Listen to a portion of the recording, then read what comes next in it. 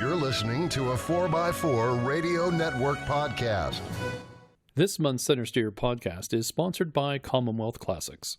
Commonwealth Classics is a direct importer of classic vehicles from Europe and South America and has a rotating collection of rare and unique Land Rovers. Their showroom is located in Virginia, just 45 minutes from Washington, D.C. Visit www.cwclassics.com to view their current inventory of classic vehicles.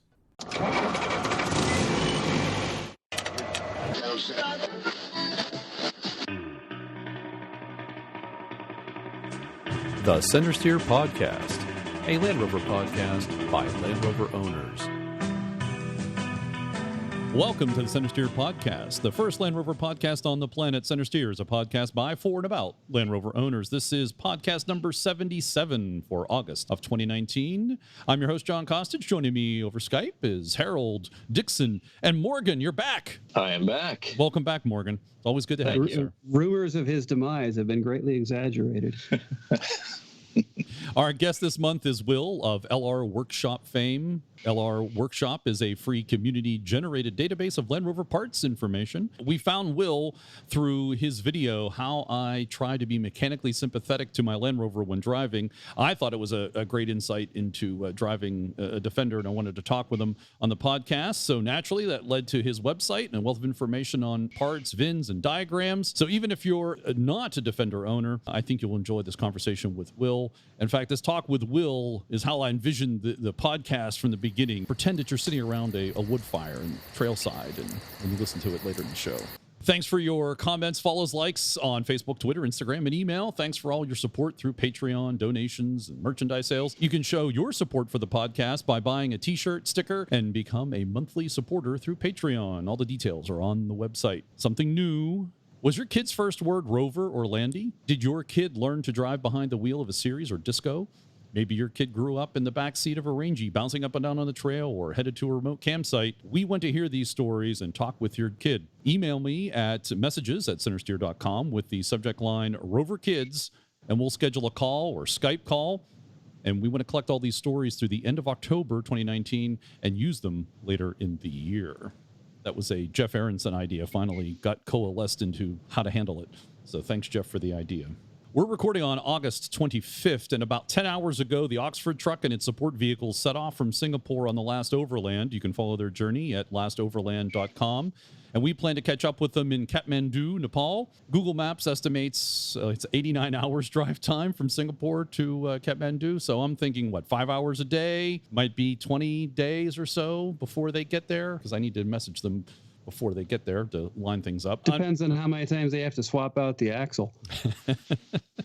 I think the roads are at least through Singapore up into Indonesia are much better than they used to be. I just still can picture that photograph of them swinging the half shaft over a fire to bang the bearing on. Unfortunately, Tim is in Singapore. Well, fortunately, Tim's in Singapore, Tim Slesser. But unfortunately, he's had a medical issue, and he's not going to be joining them on the journey. His grandson, Nathan, though, is going to join in his honor and is joining the last Overland. And I thought this was an interesting bit of information. Nathan is the same age as Tim was in 1955.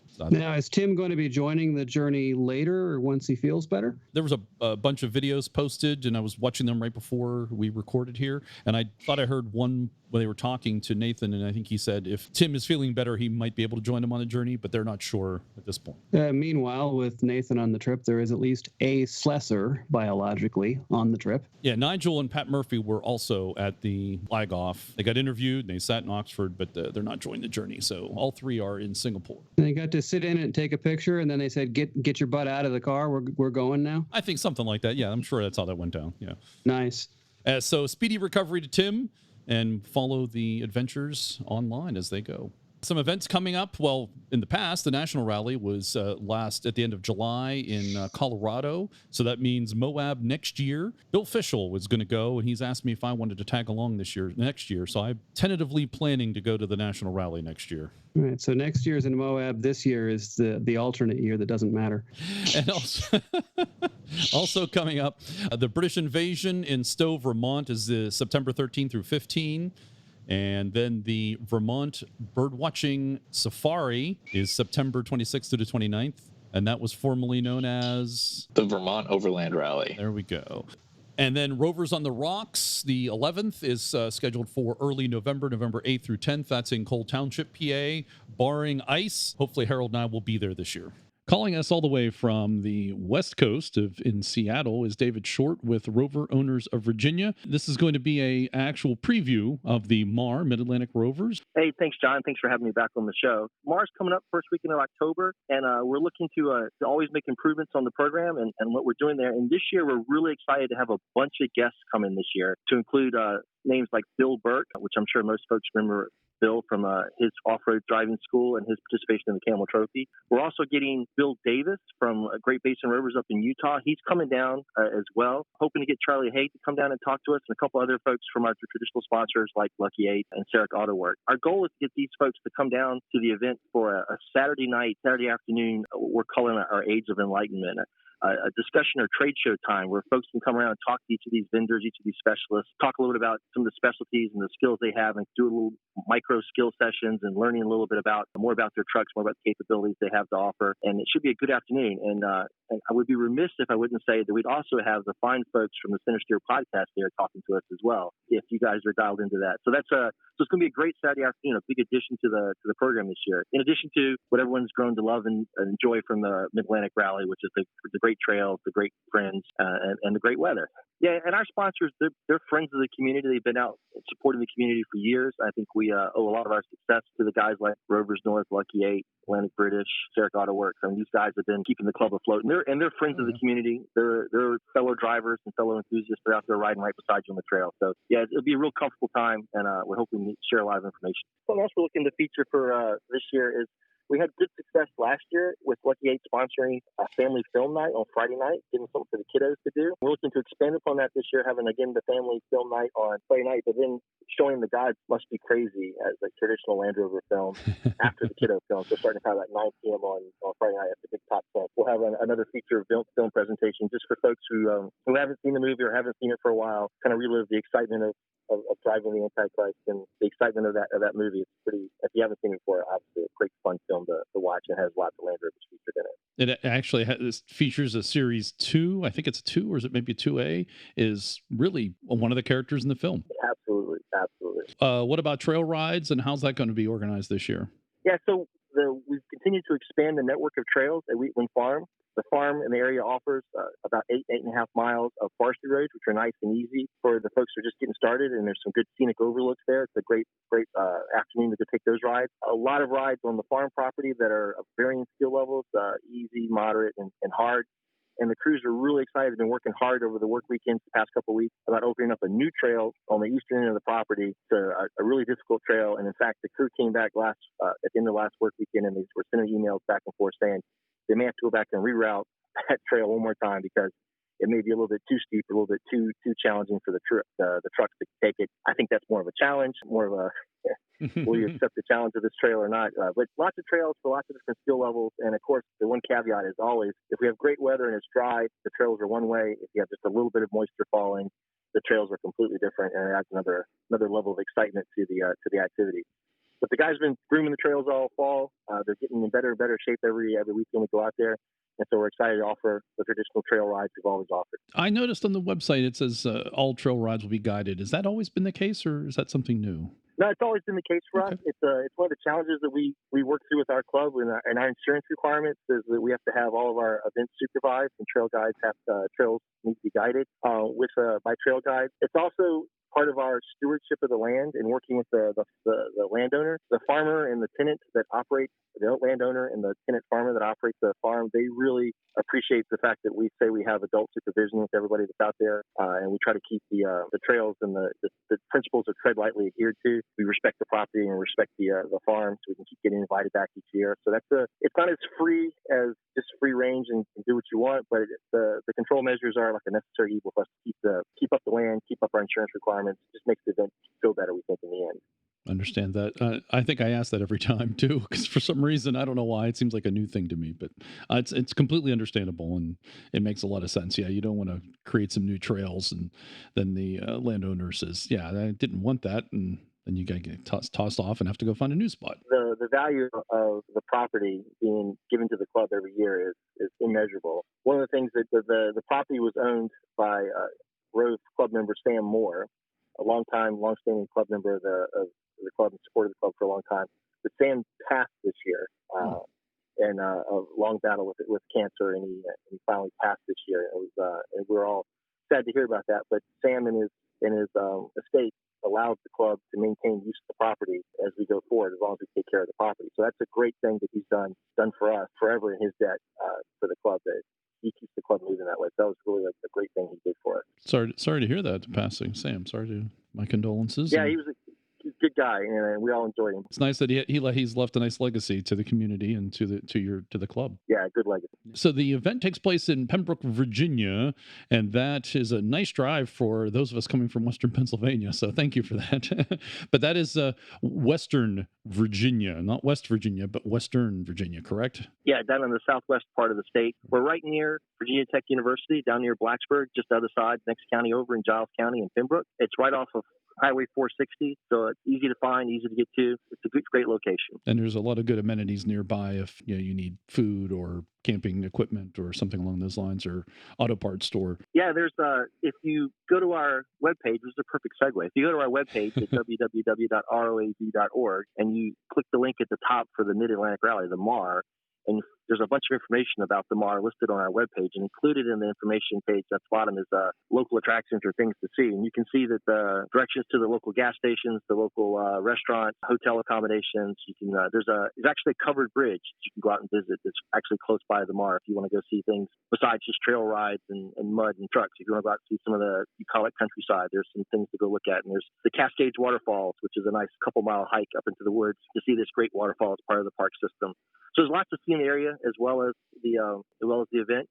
And of course, we would be remiss if we didn't always remind folks this is right near Mountain Lake Resort, which was the set for the filming of the movie Dirty Dancing. So if you're a classic movie buff and you want to see where they filmed Dirty Dancing, you can go up the top of the mountain and take a look at the Mountain Lake Lodge, which was the set scene for Kellerman's Lodge during the movie. That's the movie you should show instead of Gods Must Be Crazy. I don't know. That's a tough one. Maybe that you have a double feature. Maybe that'd be one of the double part of the double feature. So registration is open. Early bird registration ends September 15th, 2019, and that is $99 American. That includes a free T-shirt. And then after registration closes, then it's $120 American, and it does not guarantee you a T-shirt. Yeah, we're trying to get people to register early. It just makes things so much easier for us if we can do all of our T-shirt ordering ahead of time and getting our head counts up ahead of time to make sure we have all the right infrastructure, the correct number of tents, tables, chairs, potties, and all that stuff. So we do encourage folks, register now, register ahead of time, get that early bird discount, and we'll make it better for everybody. Go out and visit ROAV.org, which is Rover Owners Association of Virginia. They have a link then to MAR if you wish to attend. The podcast will be there. I plan to bring my Defender 110, and I'll be selling some T-shirts too. Hope that's okay, David. Yep. You'll be sitting under the ridiculously large awning. So thanks very much, David, for coming on and giving us a preview of MAR. Thanks. Thank you, John. Appreciate coming on. And now, time for the news. Jaguar Land Rover reveals massive loss as latest sales figures are released. So they posted a £395 million loss, and this was, which they say is consistent with the outlook provided for the quarter. This is a quarterly loss. And so for the second quarter, they lost almost £400 million. In the second quarter of 2019... Way to put a positive spin on that. We lost a ton of money, but it's exactly how much we were expecting to lose. In the second quarter of 2019, JLR's quarterly sales were down 11.6%. That's compared with the same period for 2018. JLR celebrated record sales in the UK. Britain sales were up 2.6% year on year for the same period. So that's a quarterly increase. JLR Chief Executive Dr. Ralph Space said, Jaguar Land Rover is in a period of major transformation. We are simplifying our business, delivering on our product strategy, and adapting to the tough market environment. We will build on our strong foundations and increased operating efficiency return to profit this fiscal year. In this period, we expect to see the impact of growing demand for new models such as the Range Rover Evoque, Discovery Sport, Jaguar XE, whilst implementing our Charge transformation program. That's a real fancy way to say, well, we're not quite dead yet. There's a lot of brave words in those quotes and so on that appeared in that Birmingham Mail article. It's interesting. Their dependency on China remains. And I'm curious, why aren't they diminishing that dependency? Though he says nothing about that, yet it seems to be their big black hole at this point in time. But as we'll see in a later article, it's not just Land Rover though that is struggling in China. It's I think it's everyone. Well, and that's fun. That's true. Everyone. But the point is, they could try to at least outline some strategies to reduce that dependence. In the largest car market on the planet? I mean, if it's not working for you, you got to try something different, right? You mean like Got to sell the car somewhere. Like Yeah. exit the United States like they did in the 70s? 74 for Land Rover, 82 for the rest of British Leyland. JLR reports U.S. sales for July 2019. It was the best ever JLR July sales month in the U.S., best ever North America, excuse me, best ever Land Rover July sales month. The F-Type sales were up 84% versus July of last year. Some highlights here for the month of July. Land Rover sold 6,456 units, an increase of 4% compared to July of 2018. The Range Rover Evoque was up 38%. The Sport was the brand sales leader. 1,700 units were sold. The Range Rover itself is up 20%. Interesting how you have to qualify the full-size Range Rover. You can't just say Range Rover. If you mean the full-size proper Range Rover, you have to qualify it now. Maybe it should be given a... Well, that's because the Range Rover doesn't have a model name of its own. No, You've got the Range Rover, and then you get the Range Rover Sport, the Range Rover Evoque, the Range Rover Velar. It's like, maybe they need to give it a name like, I don't know what, Range Rover Legacy or something, but Range Rover Classic? Well, they're turning Range Rover into its own mark with differentiation within it, which isn't right. But I mean, this is sort of the scheme whereby we got the name Defender because they came out with the Discovery as another model, and so they had to put some sort of name on their legacy product. And obviously, you can't go with Range Rover Defender because, well, that's already taken, sort of. And Range Rover Classic is taken to refer to the old Range Rover when they first came out with the new Range Rover, which is now the old Range Rover. But they need to come up with some sort of name for the full size. Range Rover full size. I don't know. Yeah. Jaguar sales were 2,020 units. The F-Pace continued to lead the brand sales performance with 862 units sold. The F-Type is up 84% for the month. And the Jaguar I-Pace, which I think, is that the all-electric one? They sold 213 vehicles in North America. That is the all-electric one. Thank you. Yes, and now they're talking about the Pace family. So you've got the F-Pace, the I-Pace. Is there an E-Pace, I think? That article has a lot of superlatives in it. Oh yeah. Well, yeah, as you said before, you're trying to boost things and put a positive spin on things. Also, on the positive side, because we don't often hear about a specific country in Europe, German sales rise 5% in July, but that was all cars. That was all new cars in Germany, rose 4.7% in July. Boosted by demand at Land Rover, Lexus, and BMW. Specifically, Land Rover rose 44% in July. So Germans all the Germans got together and just decided this month we're all going to buy new cars, huh? It seemed to be the case. VW dropped 6.9%. Audi was down 14%. Seat and Skoda jumped 13%. Ford was up 27%. Opel and Hyundai up 23%. Mercedes-Benz up 22%. Mini 18%. So it was a good month, unless your name is Volkswagen. That seemed to be the case, yes. Damn. And this is I'm going to read a good bit of this article, and the title belies what is actually it is, but the title is Jaguar and other luxury brands are losing their richest customers. And when you see richest customers, that means China. So I'm going to read all this article. This is from CarBuzz. I thought it was informative. So we'll go through it. By now, it's starting to become clear that the auto market is heading into a period of dramatic change that could end with the automotive landscape looking much different than it does today. If the latest alarming comments from car maker CEOs are true, the future will see plenty of brands die out, and those that don't will likely be forced to merge with their competitors. That's because companies are starting to realize they need to invest heavily in new technologies at exactly the same time that the car market is contracting. And to make matters worse, any hope that the world's largest car market would serve as a crutch during these hard times are all but gone. According to Reuters, that's because the car sales recession has officially hit China. Growth in the Chinese car market is expected to decline by 5% this year, to 26 million units. That's a stark difference from its previous forecast of 0% growth and larger than last year's 2.8% decline. Why is the world's largest auto market with an appetite for luxury cars so large it was once considered the saving grace of struggling automakers like JLR suddenly turning its back on buying new cars? One reason is the trade war, which has consumers in the mainland curtailing necessary expenses. To combat the slowdown, the Chinese government has promised to grease the wheels and take measures to increase sales. But the main reason has to do with the fact that it's never really been easy to buy a car in China. Even with financial incentives, it's expensive to buy a new car in China due to the costs and wait time associated with getting a new car registered. Many new car buyers have to compete in a lottery system for a license plate if they hope to drive their cars, which can in some cases force people to wait years until they're allowed to register their cars. While those rules certainly hurt prospective car owners, it seems as if they are finally taking a toll on the world's auto industry as a whole now.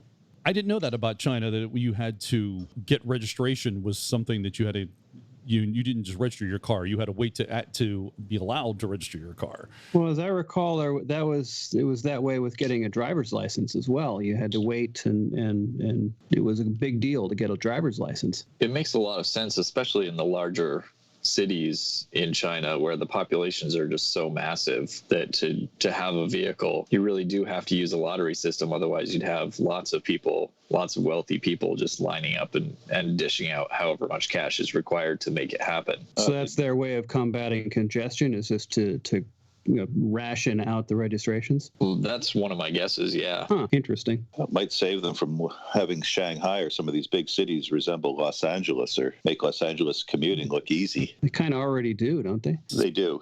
I suspect they're worse. Many cities are probably worse than Los Angeles. But it was also interesting that article mentions that rising emissions requirements in China are hurting sales, which is kind of an odd thing to say. I would have thought better fuel economy should help sales. Well, if you're restricted on registering that vehicle and you have to wait years possibly to register it, why would you go buy a new vehicle when you already have one? And especially the improvement on fuel efficiency, especially in the high-end luxury vehicles like Land Rover, they're really not that great when compared to a pure electric vehicle. Well, China's got a lot of emphasis on electric vehicles, and I wonder how much of the slowdown there is people extracting the value out of their internal combustion cars and holding off, waiting for the electric cars to come around. Possible. It certainly seems a more complex system than I think we had originally thought China was when it comes to cars. You have that reliability problem that Land Rover has a perception of in China, and then you have this added issue with the cost of the vehicle. I suspect that the better fuel economy vehicles probably cost more, so you then raise the price a little more. And then you have the problem, of course, of registration. These are certainly complex things that's difficult for one company to fix. I'm not sure exactly how the legal system works, but my impression is that it's not like countries here where if you have enough money, you can get away with being a scofflaw. There's certainly an amount of corruption. It's not just small fines that you pay. You can't be Steve Jobs, who didn't put a license plate on his vehicle. Right, exactly. Wonder whose car that is. Oh, that's the guy that doesn't put on a license plate. He was using a loophole in California law. If you change your car, I think it was every 3 months or something like that, you could do that. Oh, you didn't have to register it or something? That's right. Huh. Well, it didn't have to be plated. There was a loophole that he was exploiting. That's interesting. Well, and the thing of it is, unless you get caught, the temporary registration you get at the DMV, at least this is how it was when I was there. It's probably different now, but you don't get the plate right away. It gets sent to you in the mail, but once you do the temporary registration, they give you this little white piece of paper. It's like 5 inches square, and it gets folded in half so that all your personal information is hidden and then taped to the inside of the windscreen. So if you take a piece of white paper, fold it up, and tape it in there, as long as you don't get caught, it's going to look like your temporary is in the works. You can drive for quite some time without a plate. See, in Vermont, they give us cardboard plates, temporary plates with handwritten letters on them. Pennsylvania, they got rid of the paper temporary registration cards for the plate. And then for some reason, which I can't remember, I think it was the state police made some comment, and they went back to the paper registrations because I guess it was hard for them to see. All right, moving on. JLR's stunning turnaround is under threat. This was a CNBC video article, so needless to say, I'm not going to read anything to you. It's about 9 minutes long. The first half is a background on Land Rover and the problems and JLR issues and the purchasing and who bought them when and how and where. But the second half is the analysis. Well, that's stuff that we know already, and if you don't, well, you haven't been listening to our show. And then the second half is the analysis, and basically it boils down to Jaguar's the problem. People and buyers are not buying cars; they're buying SUVs. And well, they're not buying cars unless those cars are made to look like trucks. Pretty much. You're not familiar with the situation. You want to get a good sense of it. In 9 minutes, I think this covers things pretty well. JLR is trying to turn around. Yes, they are turning around, but they've got all these issues. They outline a number of them. They mention Brexit and China and those things. The added one on this is downturn in car sales versus SUV truck sales, and which is where Jaguar is heavily and still involved in on the car side. As they should be. And then JLR manufacturing could leave Britain after Brexit. Speaking to Cars Guide, I think it's an Australian publication / website, at the launch of the new Jag XE and F-Pace SVR, JLR Australia Managing Director Mark Cameron said that a hard Brexit will affect parts supply to plants in the UK. Quote, if the borders go up and you can't get parts from European suppliers when we have just-in-time manufacturing, that's a massive disruption. What is key for us is that all of our design and engineering, the literally tens of thousands of jobs that come with the ideas for the products design and engineering, them is all in Britain. Whatever we decide to do from a manufacturing footprint to give us that natural edge, we will be designing and engineering cars in Britain. We used to be a British brand exporting around the world. We're now a global brand that has great British heritage and base, but commercially, you have to build cars where it makes commercial sense to do that. Translation, the brand new factory in Slovakia. And possibly other places, China and other such things. A lot of brave hype from JLR in that article because really, given that they got Bojo running England now, who knows what's going to happen if they have a no-deal Brexit. Saying that we've got all of our intellectual property and so on in the UK and design and engineering is great, but you still got to build them and you still got to ship them, and they only have one factory outside in Slovakia. It'll be interesting. The no Brexit deal is going to be tariffs. And so does Jaguar Land Rover raise prices, or do they cut their profits? There's going to be a whole EU perspective that's going to be have to be looked at, and they're about to have their foundation kicked out from underneath them. I don't think anybody really understands what's going to happen because there are probably EU regulations come off. What are the underlying tariffs that do those old agreements still exist, or do they revert to something else? And I don't think anybody, at least from what I've seen, has an understanding of that. So when you have parts being built in the UK and then having to be shipped to Slovakia, or you have something built in say Germany and then having to be shipped to the UK, what are the tariffs there or that happen? And they all move back to your base World Trade Organization, WTO tariffs, since EU, England, or UK are members of WTO. That's the new baseline. All of that, no tariff disappears. Just look at what the WTO rules are, and that's what they have to do without exception. And that would be a no deal Brexit. That's correct? A no deal Brexit. Right. That's the point there that folks don't know. No one knows because it looks like there's not going to be a deal. So then you have to plan for that versus is there going to be a deal and what's that going to look like? And that's even more murky than if there was no deal. We're obviously seeing hints at what Land Rover is trying to do, even to the point of consolidating their parts distribution to one location in the UK. That seems like a strategy to be able to move that wherever is necessary as well, as opposed to having to consolidate and move in one full swoop. To your point there, Morgan, because you knew this was coming up, I'll read this one. Cost-cutting JLR to build giant new warehouse in Britain. I only get a couple lines, and it's all we need because I'm not paying for the access to the Telegraph behind the paywall. JLR is planning a Giants parts distribution warehouse in the Midlands in the latest phase of a £2.5 billion cost-cutting program. JLR is working with developer IM Properties as it seeks planning permission for a nearly 3 million square foot warehouse between Birmingham and Leicester The new facility would give spare parts for JLR cars from suppliers in the UK and abroad, would gather spare parts, and then ship them to dealers and garages in 80 countries.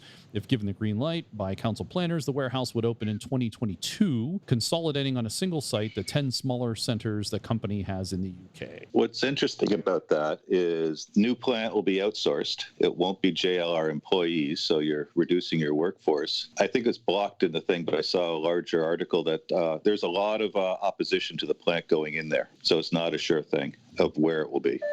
And even if it does happen, it's at least two, maybe 3 years out before it would even happen. That's right. This is another larger article that's summarizes a number of things we've been talking about over the last year or two, and I think it's a good read. This is from Autocar, JLR survival bid, 5 new cars in 2 years. So JLR has embarked on a 2-year program of new vehicle launches and massive industrial investments designed to transform the company's financial fortunes and put on long-term stable footing, as well as 3 entirely new model lines, the new Defender family, the luxury Jaguar J-Pace SUV, and a new Range Rover crossover. JLR engineers are replacing the XJ with an electric super saloon next year and creating a new version of the Evergreen Range Rover by 2022. There we go, Harold. We'll call it the Range Rover Evergreen. Okay, then. all of these new models. If it was all electric, I could see that. All of these new models will be built on JLR's brand new Flex MLA architecture, which offers mid and plug-in hybrid drivetrains as well as pure electric option. And we could call it the Range Rover Evergreen, but only if it was electric only. But if if it's other things, then not so much. Of course, a lot of people just call it the proper Range Rover. Range Rover proper? Just proper Range Rover. According to company documents, there will also be an all-electric Range Rover model and an all-electric Discovery model before 2025. There are no plans for an all-electric Defender spinoff, though. Autocar can also reveal the MLA-based models will have a new SOTA, software over the air, capability with 14 modules in the vehicle's electrical architecture that are connected to the internet. Yay. That's an editorial comment from me. I hope they have some good IT security architects on their staff. I hope so, too. I hope it's not the guys that make their in-car Pro Touch Duo display. I hope they're going to be like Tesla and offer $1 million to the hackers to go and find all the holes in it. At least the hackers do it just for fun. They should. I would just like it if I could subscribe to a mailing list so that I know when one's going to be on the road near me and I can just be out of the way. JLR says the new SOTA setup will allow it to reduce warranty claims, avoid the need for some recalls, offer predictive servicing, and even user-based insurance. Over-the-air feature upgrades for MLA models will also are being planned, as well as, quote, in-vehicle rewards and payments, unquote. JLR is hoping to use data generated by real-world use of the new vehicles to inform future model development, too. Are they going to sell all that data to third parties, as other automakers have been proposing? I don't know if I was really rich in my Range Rover to want to go have everyone know exactly where I'm going. That's an excellent question, and those are privacy concerns. And so does that mean every time the big screen infotainment system is just going to play advertisements all the time while you're driving? That's coming. I definitely foresee that in self-driving cars. Yeah. It'll be a rolling advertisement cocoon. Yeah, a spam vehicle, literally. Especially if you get a taxi or you don't own the car. I see happening is you'll call your Uber, your Lyft, it'll show up. And it'll be self-driving. You'll get in it and it'll play ads and like, hey, you may get reduced fare as a result. Anyway, the upcoming 5th member of the Range Rover family, due in late 2021 and scooped by Autocar in 2017, is also based on the MLA platform. It's described on JLR documents as, quote, medium SUV, unquote, and is expected to sit between the Evoque and Velar. It will be more road-oriented, and its smaller frontal area will ensure it will be most economical member of the Range Rover family, as well as the first all-electric Range Rover. Despite JLR registering the historic Road Rover nameplate, there's no news on what the name the showroom version will take. JLR has already announced that it's teaming up with BMW to develop next-generation electric drive units, EDUs, for future electrified vehicles. JLR will make the EDUs at its Wolverhampton engine plant, which the company says will be able to switch seamlessly from making the Ingenium petrol and diesel engines to building the EDUs. Found that interesting. Are they not going to make Ingenium engines anymore? They spend all that time in development? Is that what I'm... Well, someday the internal combustion is going to be outlawed, and they won't have a choice but to stop making them. Oh, that So okay. That would be the reason. So I think there's that. Plus, as demands change, they can vary the mix between the two. If it's truly seamless, they can, one month be making 60% internal combustion, 40% electric, and the next one they could go the other way. I guess maybe another way to look at that or think about it. I knew they were needing to go all electric and build those things, but I was kind of surprised that looks like they're turning that electrification development over to BMW or sharing that with BMW. They're starting to share it with them because it sounds like they discussed and found that there's such a huge overlap between their development teams that they might as well work together. And because collaborating with BMW has worked so well for Land Rover in the past. Right. Hence the X-Type. Well, that was a lot less collaboration. Theft? Oh, sorry. Yeah, that was a full-on Germanic plundering. But at the same time, Land Rover being forced to do dumb things to their vehicles. But anyway. Land Rover Classic dabbles in performance upgrades for original Defender. Tired of the aftermarket stealing all the limelight when it comes to new parts for Land Rover's original Defender? The British firm has come up with its own parts design to boost performance of the iconic off-roader. These parts are designed to fit both the Defender 90 and Defender 110, only on models from select years. They include bespoke 18-inch wheels, upgrades to the brakes, new calipers, rotors, and pads, suspension, new dampers, anti-roll bars, links and bushes, plus revised spring rates, and tuning the 2.2-liter turbocharged inline-4 diesel fitted to the Defender from 2012 on. The later sees output jump 40 horsepower to a new total of 160 horsepower. Land Rover says the Defender with the power bump is able to hit... I can't believe I'm going to read this. 106 miles per hour. I never want to be in a Land Defender that's going triple digits. It's just even the idea of it. Well, if it is, it means you've just driven off a cliff. The parts were developed by Land. I believe that's terminal velocity, aerodynamically speaking. Probably. The parts were developed by Land Rover's own classic car department, Land Rover Classic, and were inspired by developments for last year's Defender Works V8, a limited production V8 conversion that featured Land Rover's own 5-liter V8, albeit minus the supercharger normally attached to the engine. Availability of the parts in the United States is yet to be announced. I read that as not going to happen. I think especially the performance stuff, that starts to eat into the emission certifications in a hurry. And interestingly, the wheels you can get on the 1996 models and newer, the brakes and suspension upgrades you can get on 2007 models and later, and then the chip tuning is 2012 and later. So, yeah, we can't even have those Defenders right here. So I mean, it's no point selling it because there's only 2 of them on the continent or something. Right. And they're not here legally, and they're not staying. I guess No comment. you might be able to get some of that into Canada though, right? Because they've got 15 years versus our 25. Oh, yeah, because they're allowed to have cool stuff up there. It's interesting Land Rover's taking an interest in the Defender. I would have thought that the whole classic boxy design was dead to them, or at least dead to people like Mr. McGovern. But people are throwing money at pimping them out, and so I mean, I get that McGovern probably isn't in favor of this, but they figure there's a market out there for aftermarket parts, and why not? Why don't we get involved in that too? They should call the parts line Me Too. Oh. It's about time, because they did come out and basically imply anyone making accessories for Defenders were a bunch of thieves because they were stealing and making money on their intellectual property. Well, it's about time they actually got into the market themselves. But if they're accessorizing the current Defenders, does that mean they're going to be able to accessorize the new Defender, or is it going to be like an Evoque? From what we've heard, I believe there is going to be some extra stuff available, at least. I mean, we've already seen spy shots of it driving around with brush guards and stuff like that on it. And a winch. Which means the MPA platform is very accessible for this type of thing, which is good. MLA. Yeah. MLA. Yes. If you're talking about upgrades for the new one, it'll be like 22-inch wheels and Lamborghini doors and chrome this. Oh, Lamborghini doors. Oh, that'd be cool. Yeah. because that makes everything cool. Your chassis lights to see where you're going. Yeah, oh yeah.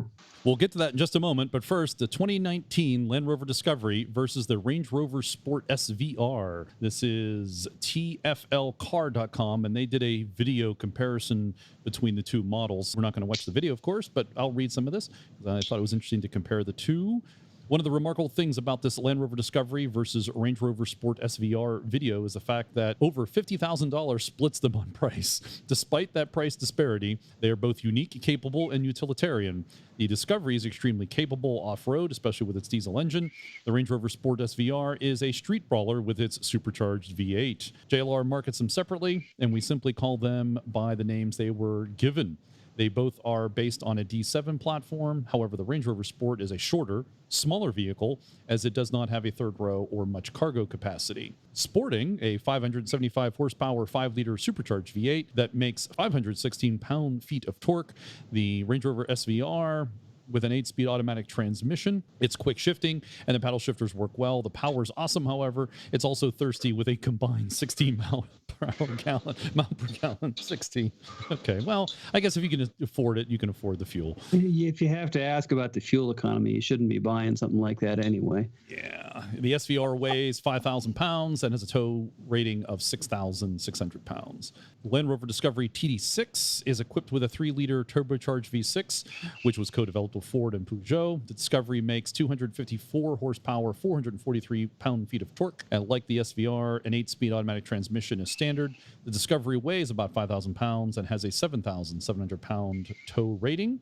It is true that both of these vehicles have off-road capability. The Discovery is more off-road worthy. The Discovery has a proper locking rear differential, beefier tires, and overall dimensions for off-road driving. The Range Rover Sport has some of the Discovery's off-road capability, but is mainly built on a street vehicle that can terrorize sport cars. Its wheels and tires, suspension, setup, and overall character make it more of a track car. In this video, you'll see some of the technical differences between the two. Kind of a weird thing to side by side, supercharged Range Rover that's, meant to be a track day car versus a disco with a diesel in it. I don't know. All I see is it weighs 2,200 pounds more than an 80-inch and gets about 6 miles per gallon less than an 80-inch, Yep. which is pretty impressive after 70 years of development.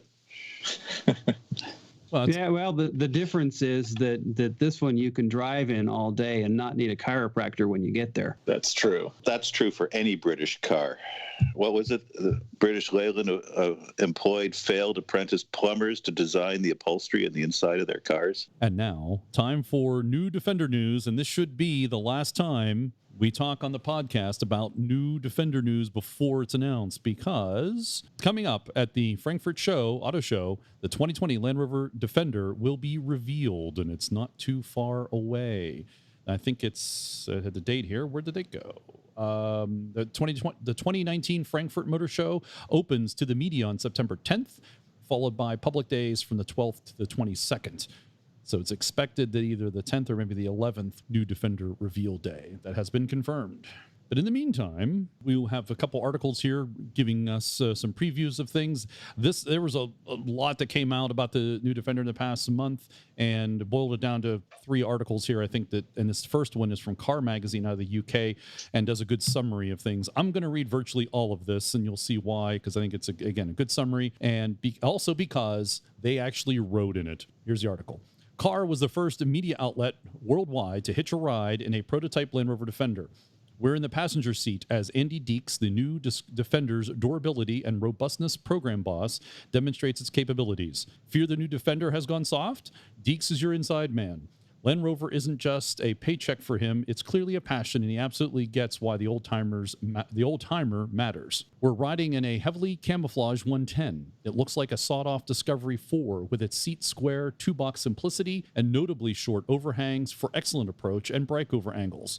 Deeks explains that they're still working on the weighting depth, but it'll be better than any other Land Rover on sale today and therefore exceed the Discovery's 900 millimeters. Deeks describes the new Defender test schedule as halfway between a full-size SUV program and those used for military vehicles, making a sterner test than for any Range Rover and even the Discovery. The new Defender is codenamed L663 and will be based on the D7U aluminum monocoque architecture as rolled out already for Range Rover Sport Discovery with independent rear suspension and longitudinal engines.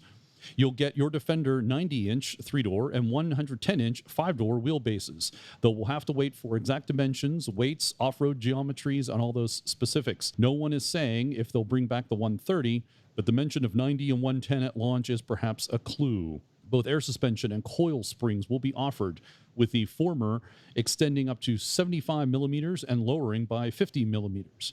Air will give the best off-road performance, coils the cheapest point of entry, though you can imagine the simplicity of coils appealing to those wanting a rugged workhorse. There's permanent all-wheel drive, a standard low-range transfer case, 3 auto-locking diffs, front axle, center, and rear axle, with the hardware depending on each engine spec, if not affecting capability, as Deeks puts it. And a choice of 18, 22-inch wheels with all-terrain tires as standard, though 21s are left off the menu, and more aggressive off-road rubber will also be available up to 20 inches. Want to look inside? The Defender's dashboard and door casings are draped with fabric to thwart prying eyes, and the unrepresentative 4-spoke steering wheel is disguised to look like a 3-spoker. The roughed-out road we're driving on wouldn't come close to troubling an old Defender's off-road prowess. But one thing is immediately obvious: how serenely the new Defender sails over the pockmarked surface, and how casually Deeks can twirl at the electrically assisted steering. The old car would rattle and shake, its slower steering would demand more work, but bar the odd thunk in the really gnarly stuff, the new Defender mostly glides over the bumpy surface. As you'd expect, Deeks said the 110 rides more comfortably and is more stable thanks to its longer wheelbase, while the 90 has the better off-road capability purely down to its geometry. The speed at which the new Defender can cover rough ground places even greater demands on durability. Quote, "It's given us a bit of a headache, to be honest," admits Deeks, "because the more capable and refined the vehicle, the faster people are going to drive, and the more durable it has to be. So all our durability targets and standard equipment have to be uplifted." When asked where they've gained the most on-road or off-road, without hesitation, Deeks replies that they are leaps across the board. Versus the old car, there are huge improvements in NVH, noise, vibration, and harshness, off-road capability, and on-road composure, but without losing the core DNA of Defender, he says. The Defender certainly handles the ragged B-road section of our test very aptly, feeling composed and comfortable when an old Defender would shimmy and bounce and clatter. Notably, this is the first Defender to be tested at Nürburgring, and that tells you a lot about the changing brief for next decade's new Landy. We've had the standard terrain response system in auto for the entire drive, and we pass over one particularly fragmented, very short section of tarmac. It feels like the road surface has changed, only it hasn't. The continuously variable dampers have quickly processed the surface and adapted to smother the ripples. It's impressive, but much work remains to be done. At the time of our ride in late September 2019, some 200 test hacks have covered over 750,000 miles. We'll be putting the production Defender through its paces as soon as we can after its debut later in 2019. We know that's coming up here in a couple weeks. But in this early prototype evidence, it certainly looks like there are large objective gains both on and off-road. Undoubtedly, diehards will understandably continue to mourn the old body-on-frame icon, but it must make the new Defender's debut a little easier to stomach, knowing someone as passionate as Deeks is helping guide its replacement's development. When did you say that test ride was? April. Okay, because you said late September of 2019, and we're not there yet. No, the debut is coming up in September. All right, I thought you said the ride was okay. So they rode back in April. They rode back in April, and Okay. this article is released on August 7th. Interesting, because I ran across an article like just a couple of weeks ago where they'd released the wheelbases and the models and that sort of thing, which I guess this guy wasn't privy to, Or didn't update for. or didn't update. Yeah. Yeah, I did see that article too, Harold. And 90 and 110 are just names now. There's no relation. Right. To Well, the wheelbase. 130 is even a bigger butchery because it's the exact same wheelbase as the 110. They're both 119 inches. It's just the 130 has more overhang. So really, they ought to just, the names are just names now, because really, if they want to do it right, they should be calling them the 102, the 119, and the 119 plus. Or maybe you can do them in metric. Maybe what will be the meter sizes? Yeah, okay, I'll work on that. So they actually got to ride in one. I thought that was pretty cool. Of course, it was back in April. I wondered why it took them so long to tell us about it, though. Was it April, May, June, July? Was that about almost 4 months before they put that information out there? Probably embargoed by Land Rover. You can't go and talk about it until this point in time. Then you're free to talk about these aspects of what you saw. That would make sense why there's some unupdated information as well. Although it makes you wonder, is this part of the Land Rover controlled release of information? I'm sure it is. Right. Yeah, if they got to ride in it, then yes. Yeah, even with the embargo, I'd be surprised if Car Magazine, they're pretty big, been around for a long time. I don't think they're going to ruin their relationship with Land Rover. Well, the amusing thing is the 4-spoke steering wheel that's disguised to look like 3 spokes. I mean, it's like that's got to be a really awful disguise. But and everybody knows it's going to be a 4-spoke wheel. But yeah, why would they bother? Anyway, it's interesting. And then kind of want to see that picture just because it sounds so ridiculous. I'm trying to think back. The only time I've ever seen any of the interior photos was that 4-spoke wheel. I don't remember seeing any other interior photos. Right. I've never seen one that's been camouflaged. So that's interesting to me. Kind of want to see that picture. And then the Defender was tested with the Red Cross, and the 2020 Defender was once again being tested ahead of its global debut at the Frankfurt Motor Show. This time, a short video shows a late-stage camouflage prototype driven in Dubai's sand dunes with off-road experts from the Red Cross. While testing at altitudes of 2,000 meters, temperatures were said to have topped 40 degrees Celsius, proving a true test of the Defender's cooling system and climate control.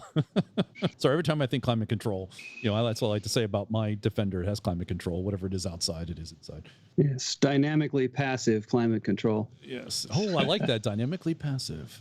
The article says it claims that by the time it reaches production, prototypes will have completed more than 45,000 tests, millions of kilometers of testing from Death Valley to Dubai and the Nuremberg Ring, including altitudes of more than 4,000 meters and temperatures as low as negative 40 degrees and as high as positive 48 degrees Celsius. So if they're testing with the Red Cross, it's kind of too bad it wasn't like the meat wagon edition of the new Defender. Interesting, when you look at the video for that, they had at top in the roof and also at the belt line, there's these giant protrusions. And are they doing that on purpose just to throw people off? I think that's part of the camouflage scheme. Yeah, the roof line looked like maybe they were camouflaging some roof rack rails.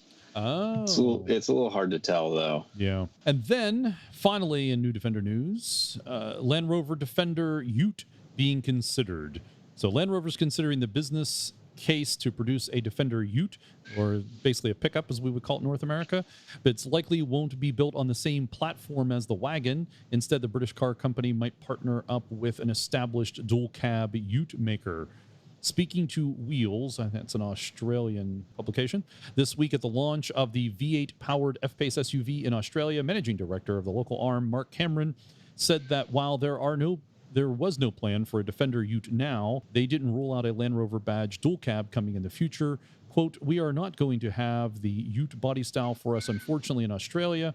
At the moment, there is no plan globally. It's just not an Australian thing." But the Defender's new monocoque chassis won't be a match for tough ladder frame Utes in the segment. Instead, we might see JLR partner with another manufacturer to produce a dual cab, diesel-powered Ute. Think Volkswagen and Ford partnering up, or Mazda and Isuzu on their next-gen trucks. So we won't see a Defender that looks like some kind of a cross between an El Camino or a Subaru Brat. Well, actually, it would look like that new Jeep that has the that's not exactly what that would be. What is that? I forget what that new Jeep is called. No, is that the Gladiator? I think it's the Gladiator. Those things are selling. I've seen them. Well, and the thing is, if you want to sell pickup trucks in this country, you kind of need to build a crew cab, basically. And so people want 4 doors and lots of room for stuff inside, and they want to pretend they're driving a truck. So it's got this little box, but they don't want a ridiculously long vehicle to have to deal with in traffic. So they don't want a full-size bed. So they make the compromise, and it ends up being very much like an Australian Ute. It does. So I think a Defender-based Ute would sell in this country, but like the article sort of touches on the new architecture with the aluminum chassis is going to make it interesting structurally to do that. Yeah, it's really just not up to the loads. Well, you saw the back half of the roof off, and you saw the back half of the structure out of the truck. I wonder if BMW could help them out with that. I don't think they do. They don't do anything in that area, do they? No. They But don't. if they want access to the technology, they could partner up and steal it. Hey, there we go. Oh, they're coming for us.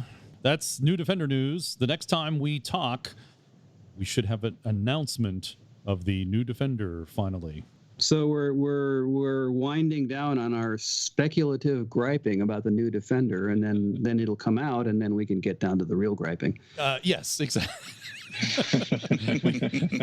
Well, no, that we moved to actually phase 2, Harold, because it'll be the announcement, the official announcement of what the new Defender is, and then there'll be the speculation of what actually is delivered, because they haven't actually produced one.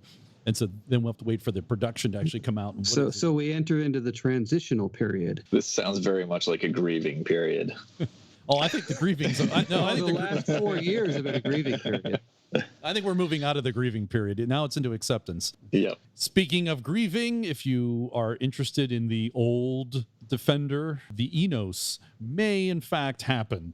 So this is the gentleman, a billionaire, Jim Ratcliffe, may soon have good news for the car builders of South Wales, as reports suggest that the startup car maker could be about to start building in Bridgend, where it could produce Project Grenadier 4x4 vehicles it's been developing for some time. The Mail on Sunday said Ratcliffe is now in advanced talks with the Welsh government about the move to establish a base in Bridgend, presumably meaning there's some financial incentive. It would come at a good time for the workers of Bridgend too, as the town is about to lose the building business of Ford, which is pulling out of its own site there in 2020. Enos has said it would like to produce 25,000 cars a year in the distant future, should it get things together enough to disrupt the off-road sector. So I guess we're just like the new Defender, we're now on Enos watch. Yeah, that's the Grenadier project, and project is spelled with a K, right? Correct. I wonder if they're doing that to position themselves to sell them IKEA. Okay. I don't think I get that, but fair enough. You don't shop enough at IKEA to know how they spell stuff there. Oh, you mean, kind of that, I see what you're saying. Oh, I see. I actually thought they put the K in there because there was some original thought they were going to produce it in Germany. Weren't they thinking about, or Austria? I was thinking Swedish, but yeah, same idea. That was Germany was one of the places before they were talking about building it. Wasn't it Magna-Steyr? Aren't they in Austria? Steyr is in Austria, yes. Okay, I'd seem to recall that, but looks like it's going to be Wales now, maybe, which would be makes good sense to if Ford's has a plant and they're going to close it down. If they have an available factory and skilled workers looking for a job, then yeah, it's kind of an easy thing to start up. Well, we'll keep watch, see what happens. And finally in the news, Aussie families lucky escape as Indonesian road collapses. So a Perth family has spoken of their lucky escape after a road collapsed from underneath them in the Indonesian city. Michael Rule, wife Margie, and their 20-month-old son Sebastian were stopped in traffic next to a construction site when the road began to give way, a truck behind them toppling 3 meters into a pit dug to make way for an underpass. Ms. Rule didn't hesitate for a second. Security footage showing the 33-year-old jump out of their Land Rover before wrenching son Sebastian from his car seat. Her husband then clambered from behind the wheel to the passenger side to make his exit just 10 seconds before the vehicle tumbled into the massive hole. The family, originally from Australia's East Coast but long-term residents of Perth, are 7 months into a world trip in their 1996 Land Rover Defender. The Rule family was due to head to Borneo in just a couple of days, but that trip has been put on hold for 6 weeks while they're getting their truck repaired. But it is just so happens there's a Land Rover club that's come to their aid. As Ms. Rule said, as soon as they saw the news that the Land Rover had gone, and everyone was there. Doing a trip like this, a lot of unexpected things really do happen, and you just have to go with the flow, Ms. Rule said. You can follow the family's adventures on Instagram. It's curious I'm curious to know what all broke when it fell in the hole. The photos show it fully upside down in the hole. It wasn't all good. right. So bodywork is crushed, but did it still run? It's a good question. Yeah, I suspect it would did, because it looks like they said it just rolled over, and it was certainly top heavy, because they had an awning, they've got the roof rack, they've got 1, 2, 3, 4, 5, 6 boxes up on top. At least the picture they show before the before. All right. Well, that all cushioned the blow. Yep. See the picture when it's settled, it's literally wheels up. You can't tell how much of the top is crushed, but it didn't look like it was too bad, at least based on what I'm seeing here. It was a 2-meter deep collapse, an excavation site. So happily, they're not injured, and it looks like they're going to get back on the road, and I will reach out, see if they want to come on the show and talk about their overlanding trip. That's the news for August 2019.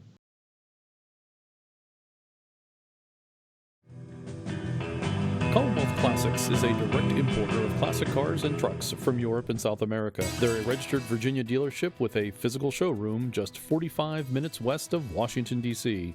They specialize in importing and restoring different makes, models, and variants of vehicles not originally sold in the United States. Their vehicles are imported, titled, and available for you to test drive before you buy. For the Land Rover enthusiast looking for two-door Range Rover Classics, TDI-powered Discoveries, or beautifully restored Defenders, their showroom in Marshall, Virginia is a unique destination. Looking for something special? They can help source, restore, and import that special truck you've been looking for. Contact Commonwealth Classics for your next classic vehicle. Commonwealth Classics. Visit www.cwclassics.com.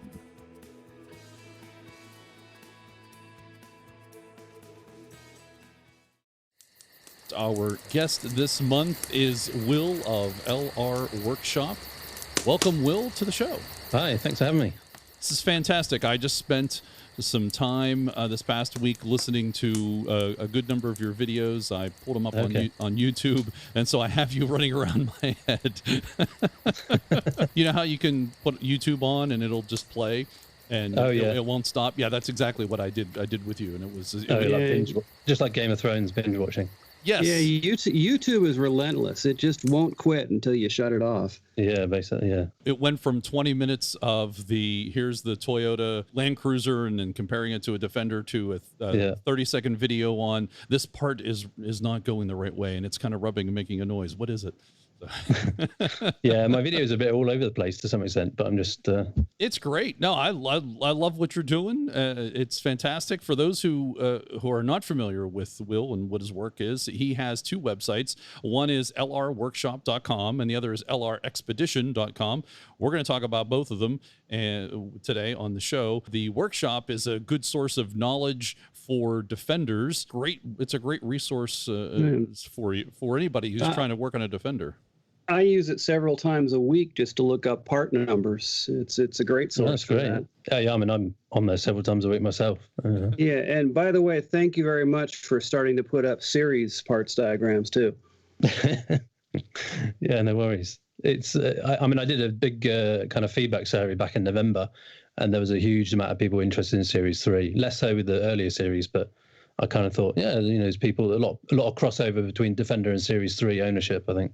Well, yeah, and right now I'm working on a very early 110, and it's a V8 110 with the LT95, and actually I'm finding the V8 109 diagrams are useful to me for that. Okay, yeah. Early Defender, that 110/90 stuff is really quite tricky, actually, because Tell me about it. None of the diagrams are digitized, and there may be just like a paper manual that someone might be in someone's attic somewhere. And that's right, but the numbers are there, and that's what I need. I mean, if it doesn't like pop up and do nifty things when you click on it, I mean, that stuff's neat, but for me, it's the info that matters. And so having it there and being able to get to it, I really appreciate. You're welcome. I mean, really, I'm just trying to, I made the website that I wanted to use, basically. And if other people find it helpful, that's great. It's great to hear. Yeah, the one video you have where you're at a car show and you said, I wanted to pull this out so I could see the part number and make sure that the part that someone's shown is actually going to fit the truck. It might be a Discovery 2 part. Yeah, I mean, I've been burned by that before. You look at it and you think, oh yeah, that looks like a Defender part, and you never really know till you get it home. So Well, and the thing is, even when you look at it on the parts diagram, and it's the parts diagram that's supposed to be for your vehicle, that doesn't mean it's 100% guarantee it's going to be the right part, because every Land Rover is a little bit different, and you never know when somebody's changed something at some point. Yeah, that's always a tricky one. I mean, it starts with info, and then you kind of got to go from there based on your experiences. Yeah, absolutely. I was first made aware of LR Workshop and LR Expedition from your mechanically sympathetic video, which I thought was fantastic. That's what got me kind of into that whole YouTube playlist rat hole. And I thought it was a great video, and it was very well done. And I should say, I think your girlfriend she has Europe covered for Not Interested in Vehicles. Mine has North America covered for Not Interested in Vehicles. So she's a little bit interested. I mean, she had a go at me for that. She was like, she probably knows more than the average female, let's say, about vehicles, just because she has to listen to me. But she did say, I'm a bit more interested than you made out. But yeah. Well, I believe that's what they call reluctant participation. Yeah, I mean, if she wants to go on holiday with me, she has to sit in a vehicle, basically. Well, mine does not. Yeah, mine doesn't drive, has no interest in transportation. That's what it is. It's transportation. Get me from here to there. She nicely goes along with my interest in. Horribly misguided she is. Exactly. But the mechanically sympathetic video. So where did the idea come from? And maybe tell us a little bit about it, because I think it's a great topic. So can I clarify? Are you talking about the one in Zambia or the one in Morocco, or the both together? Honestly. Choices. There's one when I'm sat in a 90, and I'm just sort of sat there. No, this is the one. This is a 110. And the one when I'm driving. Yes, that was in Morocco. Okay. Yeah, it's something that.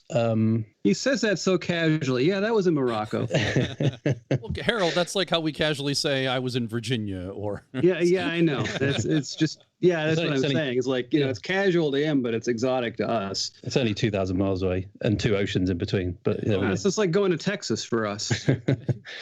Where did that come from? It's something that I guess from using Land Rovers overseas, and it's when my Belize videos started. That's how I started with Land Rovers. And the vehicles we had were one was 10 years old, one was 4 years old, and there was something major went wrong every other month, like something major that would ground the vehicle, wheel bearing destroy itself, overheating, what have you.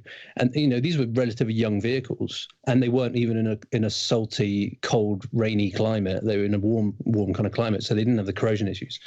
And I used to transport people, and they would say to me, "Oh, these Defenders, they're great. They're built like a tank." And I was like, "Not if you have to, manage them and run them." I used to say, "If I had even tanks need regular maintenance." Exactly. So I used to see it from the other side, that things would just kind of go wrong. And a lot of it was, the vehicles tended to get abused because, our mechanic used to say, what's the best off-roader? A rented vehicle is the best off-roader because you don't care about it. You just thrash it. You'll do things in it that you don't do in your own vehicle because, you don't have to deal with the consequences, which is very true, actually. I kind of saw how when you don't care about a vehicle, you will treat it not really as it's designed. Because I've got a kind of very technical background in different disciplines. I've got an engineering mindset. I always know that when you design something to do something, there's a limit there. There's a cost quality balance you have to get. So if something's designed to do a certain job, if you push it beyond that, you can only expect it to fail because of what you're asking it to do. It may never have been designed for. Now, Defenders can take a lot of punishment. Actually, it was when we were in Belize, the British Army used to be based there. We had some dealings with them, and one of them said, it's Defenders like a woman. You look after her and give her a good servicing once in a while. And they used to trash their vehicles, but they were very hot on servicing. I think it's a lot of the reliability. I have a theory that a lot of the supposed poor reliability with Defenders or Land Rovers comes down to, essentially, it's the entry vehicle for people to learn about mechanics. So there will be a lot of potentially things can go wrong, or there's a lot of cheap parts available. If you fit cheap parts, they become unreliable in that way. I think a lot can be absorbed by the driver. I mean, it's the simple stuff like how quickly you let your foot off the clutch pedal and things like that, shocking the drivetrain. Yeah, things like that, and maintenance goes a long way. Regular maintenance. I mean, if you look at the Defender, the Land Rover, the manuals, they're saying, you've got to, every time you go in deep water, you've got to check the diffs for for water contamination, and potentially you've got to replace it. How many people are going to do that every time they go through a deep river? Are going to change their diff oil? It's not going to happen. So yeah, I think a little bit of sympathy can go a long way. Particularly, I mean, drivelines probably there was another. So these vehicles I ran in Belize, they used to get driven by quite a few different number of people. And there was one person who said to me, why does the back end always slide out when I go around corners? And I was like, you're probably driving it too fast. That's probably why. It's not a car. This is not really a car. It's a big, massive vehicle that's designed for a certain job, but it's just not very good on road. It's that kind of, for me, the biggest thing with kind of Defenders is realizing they're not like cars. I mean, I counted all the spline joints there were from the engine to the hubs, and there's a hell of a number of splines all the way through the gearbox, transfer box, and the diffs. And if you put a jarring motion through that, there's going to be a lot of slack in the drivetrain. So I've always kind of felt you can't drive them like cars.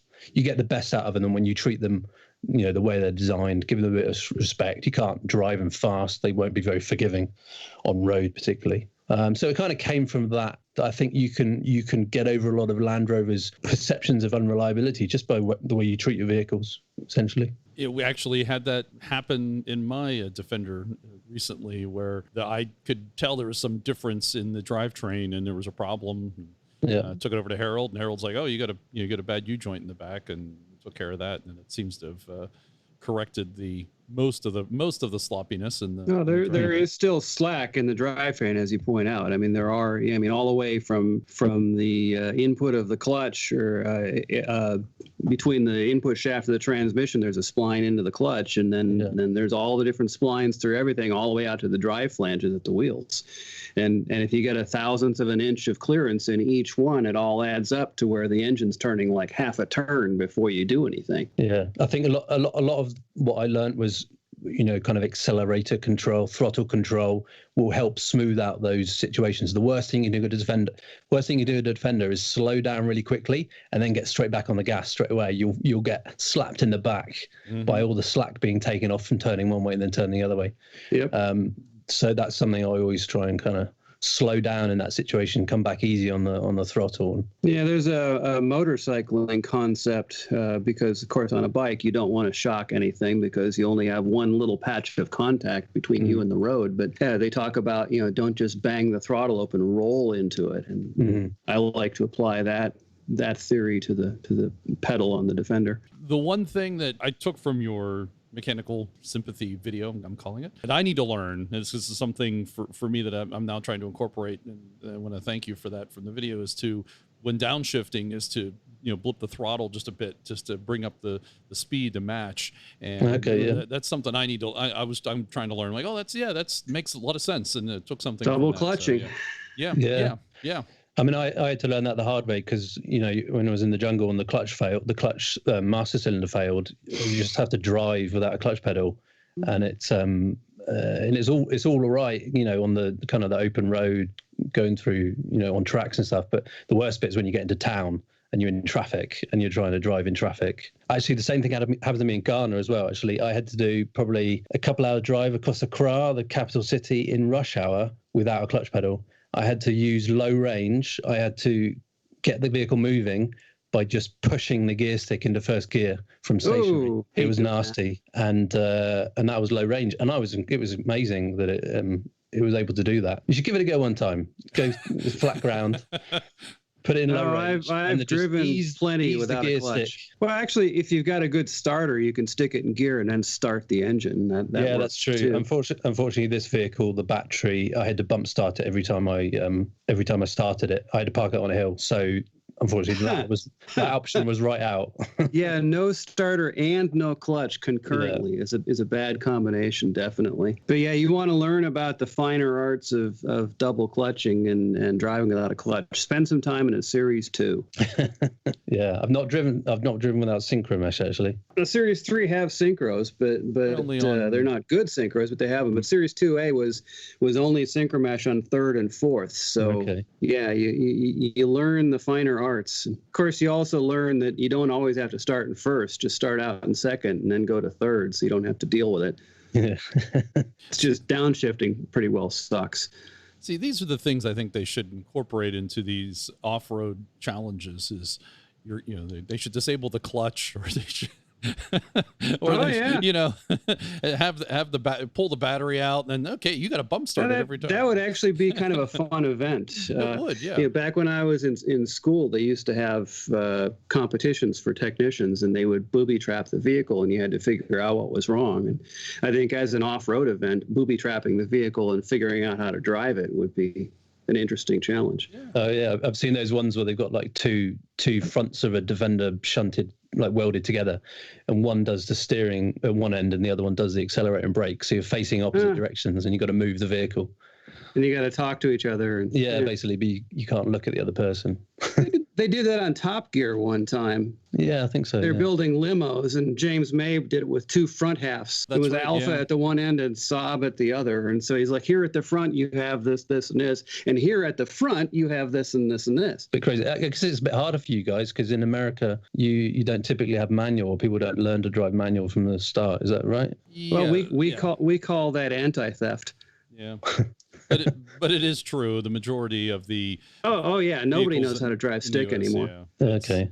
Well, there's two things that go on with that here, especially in the U.S. One is they put you in a car and just you start driving. There's not that good education and learning to drive before you get your license or even get your permit. And two, the driving distances and driving in town, the automatic was much easier. Of course, it's and Americans are inherently lazy, so Well, if you're driving certain distances, although once you're on the highway, and you're in. Yeah, that's BS. Because on a long distance, you're in top gear, and you don't even notice. Yeah. Around town is where you might notice it, but that is definitely true. That Americans typically don't learn to drive stick, and it's. Well, and the car thieves don't know how. So that even like I said, that's anti-theft. And so we have the ultimate anti-theft, because we have in my truck and John's truck, it's manual transmission and it's right-hand drive, which Americans don't understand, still don't understand. No. Everything's the same, just on a different side of the truck. No, the pedals are reversed. Yeah, sure. But it's right-hand drive, it's manual, and there's 4 sticks up out of the floor, not just one. So yeah. Scares people away like you wouldn't believe. Well, I wish that happened in the UK as well, because Defenders disappear like no tomorrow. It's crazy. Here you can park them downtown with the keys in it. Really? Yeah. Yeah, you could. I mean, I don't recommend it. We've got a friend of the show here who does that all the time. I wouldn't do it, but he does. Well, he does that with all his vehicles. Let's face it. It's not just. Well, probably true. We're living in some kind of utopia. No. Yeah, that's like the one thing that's good, but the rest of it, the fact that you can't, parts have to be imported, and you can't get the cool trucks here because they're not old enough yet. Yeah. Anyway, let's get us started on that for another topic. So, Will, you actually drive a left-hand drive 110 in the UK. How did that come about? Not regularly. That one's kind of mostly in storage. It was the first time I'd ever driven the wrong steering wheel on the right side, or the correct, the wrong steering wheel for the type of the road. You can say it. It's on the wrong side of the truck. Defenders are engineered to be right-hand drive, and everything on the left-hand drive variants is a compromise. Well, yes, you can say it. Well, the first 3 Defenders I drove were left-hand drive. So I came to the UK, back to the UK, and having a right-hand drive Defender felt really odd to me. It was weird. I wasn't used to using the left hand, for the, it's essentially a big, massive gear stick compared to normal cars. I wasn't quite used to that. But the footwell's a bit smaller on the left-hand side than on the right-hand side. Yeah, my left-hand drive Defender. It's I bought it about 4 years ago, and I don't know if you're aware of Rest of the World's Better Defenders, but they are. I am now from watching your video. Yeah, it's all I work on. So yeah. Yeah, so they were the vehicles I drove. I drove the 2 in Belize, and I've drove 1 in Ghana. They were the first Defenders I ever drove, and I just thought they were. I mean, when you're in those kind of countries, they're just everywhere. 300 TDIs up to 2006, and they've got no, emissions or no electronics controlling them whatsoever. And our mechanic used to talk about them all the time. He was like, "These are special vehicles," and I was like, "Oh yeah, right, okay, they're just Land Rovers, right?" So when I came back to the UK, I realised that they don't exist anywhere. That they just don't really exist here. 300 TDIs stopped in 1998. So if you want any kind of the more modern TD5 era, kind of interior trim and some of the features like central locking, like electric windows, that kind of stuff, then there was a version of the 300 TDI. It just wasn't sold in the UK or in Europe. Hence the rest of the world. So I kind of hankered after one for a long time, because it was the thing I associated with my time overseas the most, and because they're in the UK, they're such a rarity. So I would kind of prick my ears up anytime I was aware of something going around online. I mean, I could probably list the ones that I'm aware of in the UK and where they live in the UK, just because I'm that aware of these types of vehicles. I was really interested in that. I mean, my background kind of theme with my right-hand drive Defender is to convert it to rest of the world spec, slowly, very slowly. But the left-hand drive one, it was around 2015. The production was ending in a year. I kind of thought, saving interest rates were pretty rubbish in the UK. I kind of thought, what shall I do with the cash I've got? Kind of feel like I'd want to put it into a nice example Defender, something for the future perhaps. And this one came up. It was just on an obscure website. It's sold by a company that would sell Lotus vehicles. They had this vehicle as they used it for towing trailers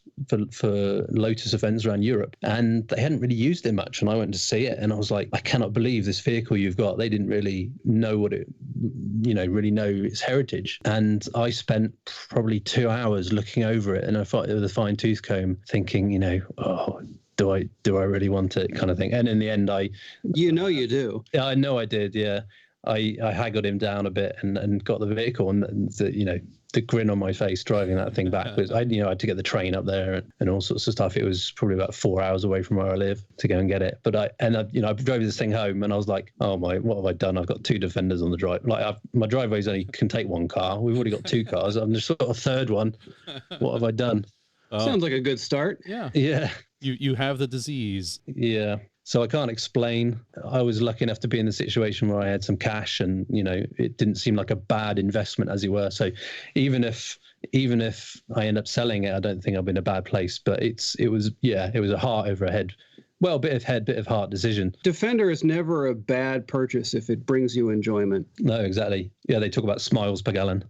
Exactly. Yeah. Watching your videos, it sounds like that's your daily driver, but that's not the case. The left-hand driver one's not. The right one is. I mean, I don't drive daily. I don't have. I'm fortunate, or maybe not, that I don't have to drive for my commute. I can walk or cycle. So it's my daily driver in the sense that it's my vehicle, and I will use it, and I keep it roadworthy at all times. But I probably only do about 4,000 miles a year in my main Defender. I probably spend more time working on it than driving it, to be honest. Perpetuating the stereotype you are. Yeah, probably. I'm fully aware of this. I mean, you get to a certain point that, I've had that one 9 years now. And part of it is the website.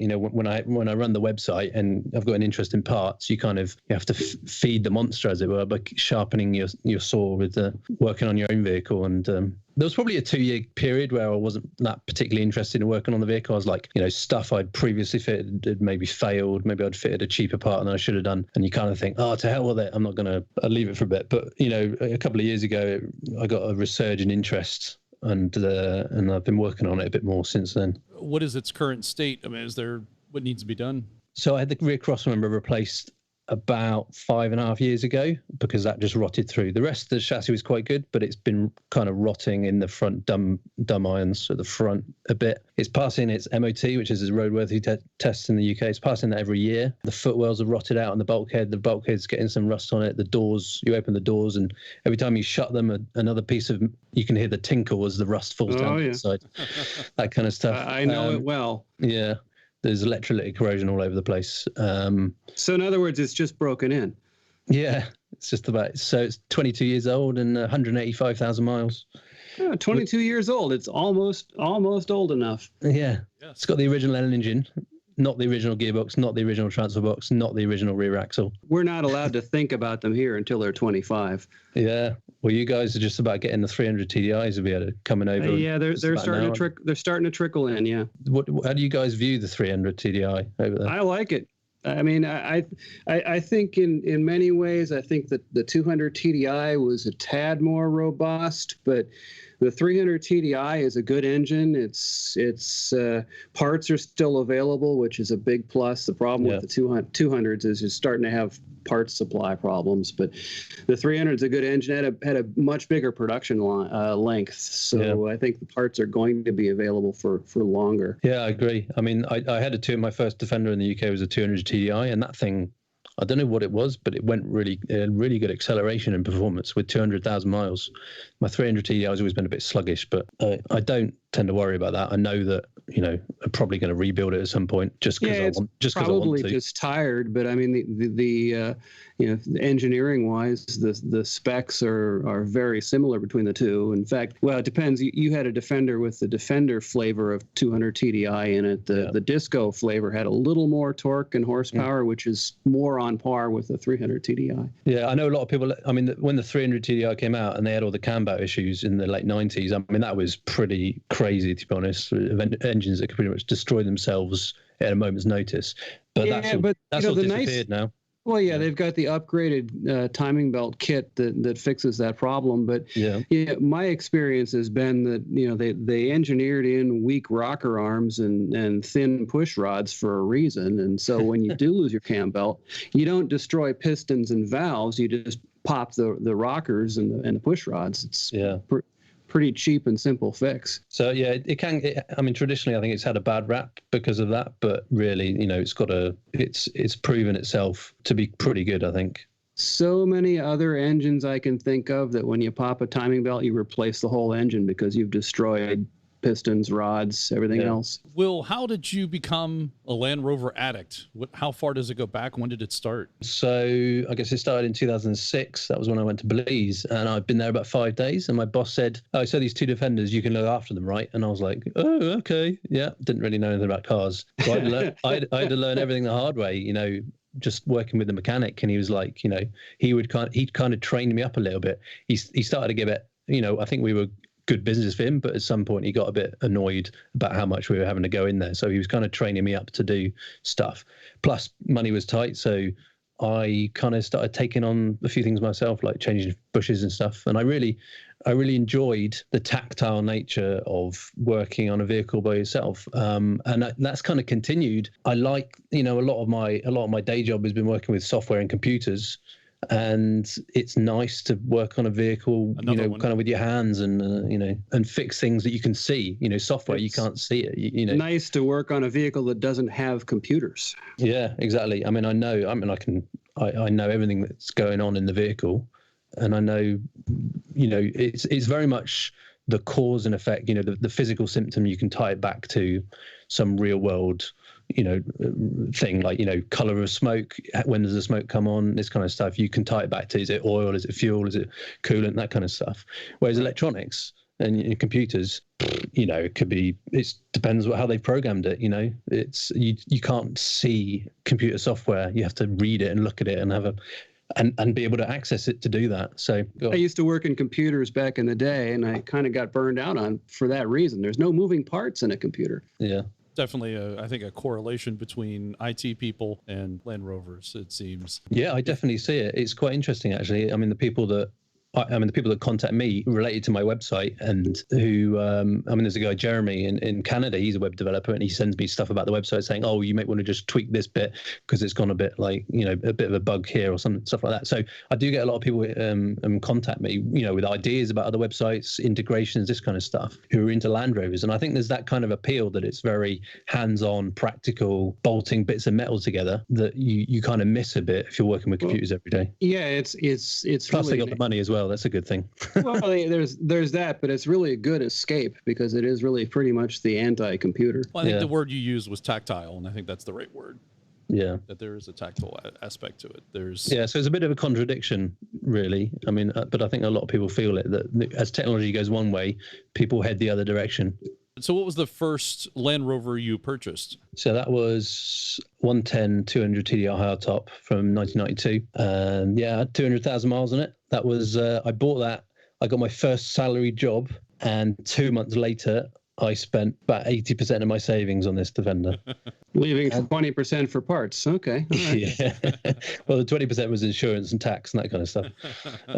And fuel as well. I never actually filled that Defender. I owned it for a year and a half and I never filled the tank because I couldn't afford to. But yeah, I drove that one. I probably did 8,000 miles or so in that one, and I drove it around. And I essentially bought it. It was the only Defender I could afford at the time. I wanted a station wagon so bad, but I couldn't afford a station wagon. They were £800 more. I mean, that's what I was doing, what I was dealing with back 10 years ago. But it was just a desire. I knew I had to have one, and I got it. I worked on it pretty much every weekend, and it got to a certain point about 8 months in. I thought, no, I really want a station wagon and I want a 300 TDI. So that then became an 8-month quest to find the one I wanted. And I saved up for that. And then when I bought that one, that was probably 80% of my savings went on that. And then luckily I sold the 200 TDI. I sold that for about 70% more than I bought it for, based on the work I'd done on it. So that was quite handy. Do you still have that original one? Not the 200 TDI, no, but the 300 TDI, yeah, is the one I run currently. I've had that one 9 years now. That was a crazy one. I mean, it took me 8 months. I would pretty much go every weekend. I'd find something on eBay. I'd go and visit it. And the thing was just, what I learned was, a Defender in photos is always worse in real life. Always, always, always worse. So many times I saw that. And I feel sorry for people that, don't know. There's so many buying guides on the internet and advice that people can give about, and there's videos about what to look for in a Defender.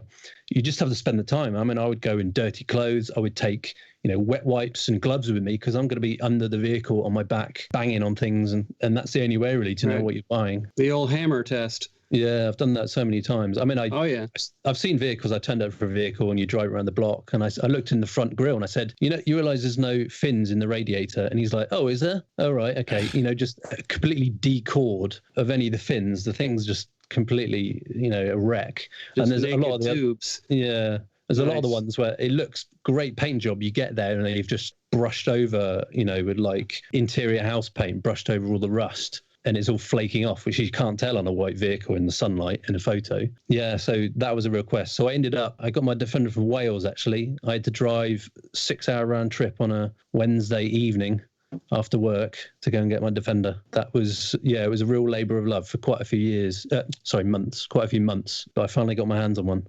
And I'm glad I do. I'm glad I did, actually, because it's probably worth about the same now as I paid for it, despite having spent quite a lot of money on it. But I get a few people a year ask me what I would sell it for.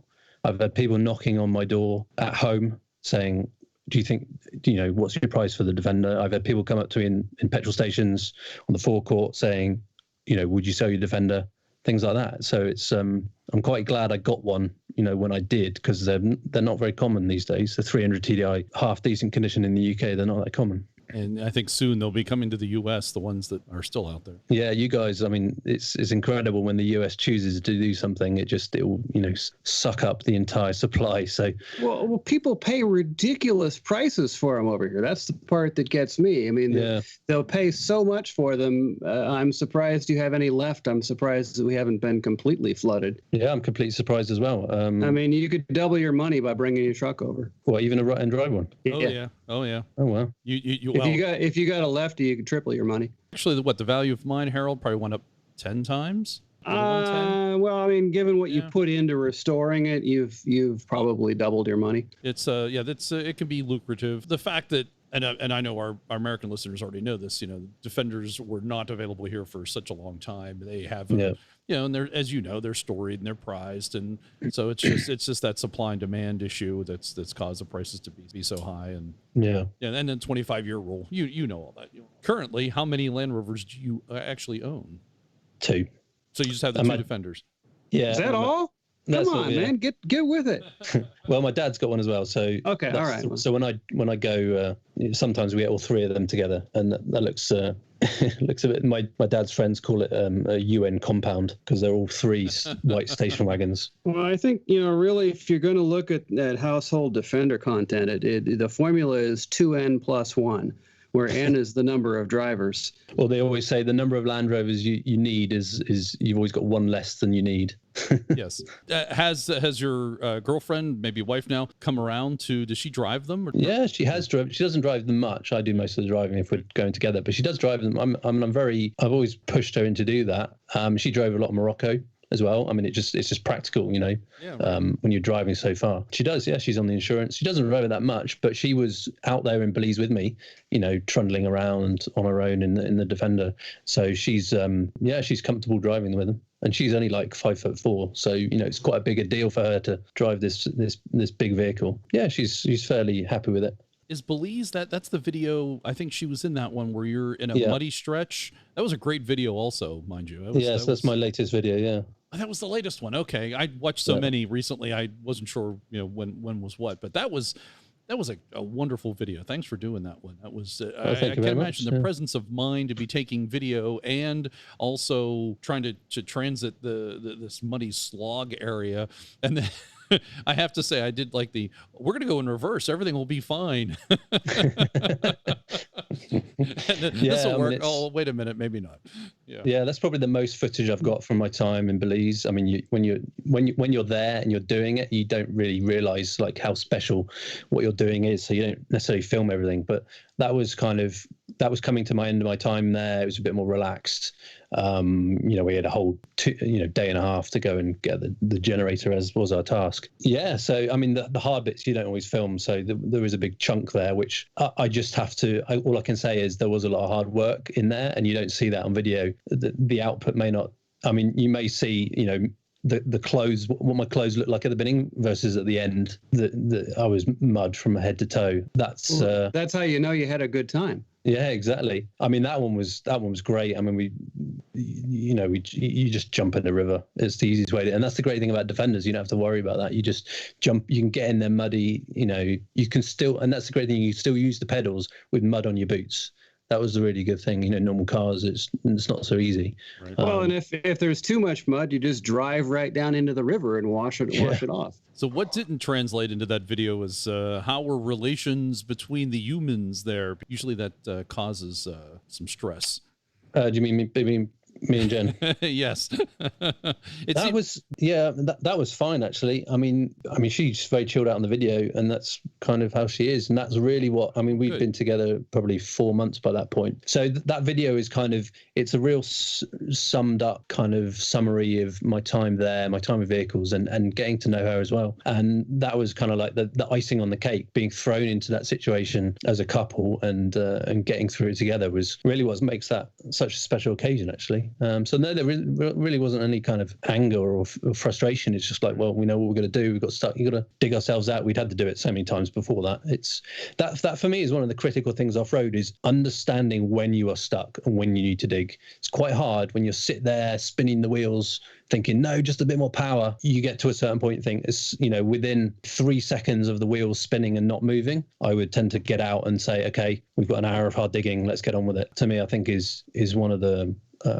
key philosophies I learned really is just admitting when you've got stuck. I was fortunate enough in that situation. I was in a kind of a non-judgmental situation a lot of the time, where if you got stuck, people weren't saying you did something wrong or you just kind of get on with it and move forward, because the vehicles were transport and it was just a hiccup along the way kind of thing. So I'm very pleased to be able to kind of practice my craft and my skill set without that kind of. I was free to make mistakes and learn from those. How many times had you transited that section there? That wasn't the first time, right? That was the first time driving that route. I'd walked that section 3 times because no vehicle could get through. And then the clip that was in the video about the tractors, I'd been on the tractors. And that was a multi-hour. That took a long time just in those tractors. And there was one tractor with those massive wheels, and they probably weren't the best wheels for that tractor to use.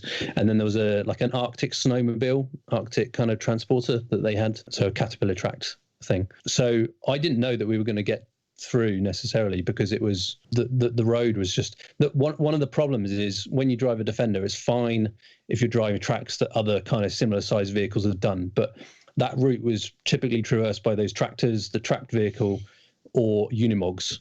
And that was part of the challenge of that track, is why we ended up catching the diff so low is because, Unimog's have got Porto axles and stuff like that. That's one of the hardest things, driving off-road tracks that other different types of vehicle have driven becomes a bit of a challenge, actually.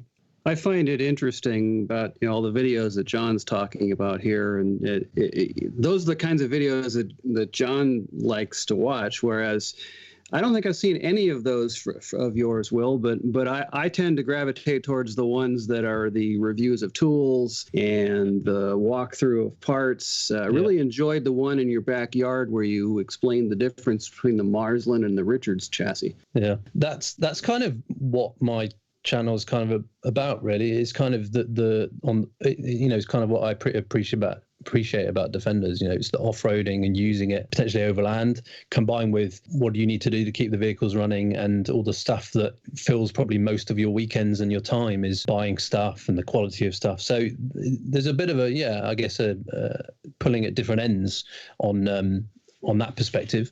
I don't know whether that kind of gets a bit confusing or whether it splits the audience or what have you, because I know a lot of off-road, there's a lot of videos about four-wheel drives on YouTube are off-roading related, and then some of them are very technical. I kind of try and bridge the gap because I'm interested in both, actually. I don't really try and separate. It's kind of the holistic kind of complete picture and of owning a Defender for me, is you work on it and then you try and use it now and then.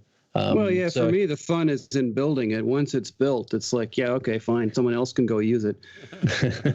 Oh, so you're like a pure, more kind of engineering, mechanical. Yeah. From that perspective. I create trucks.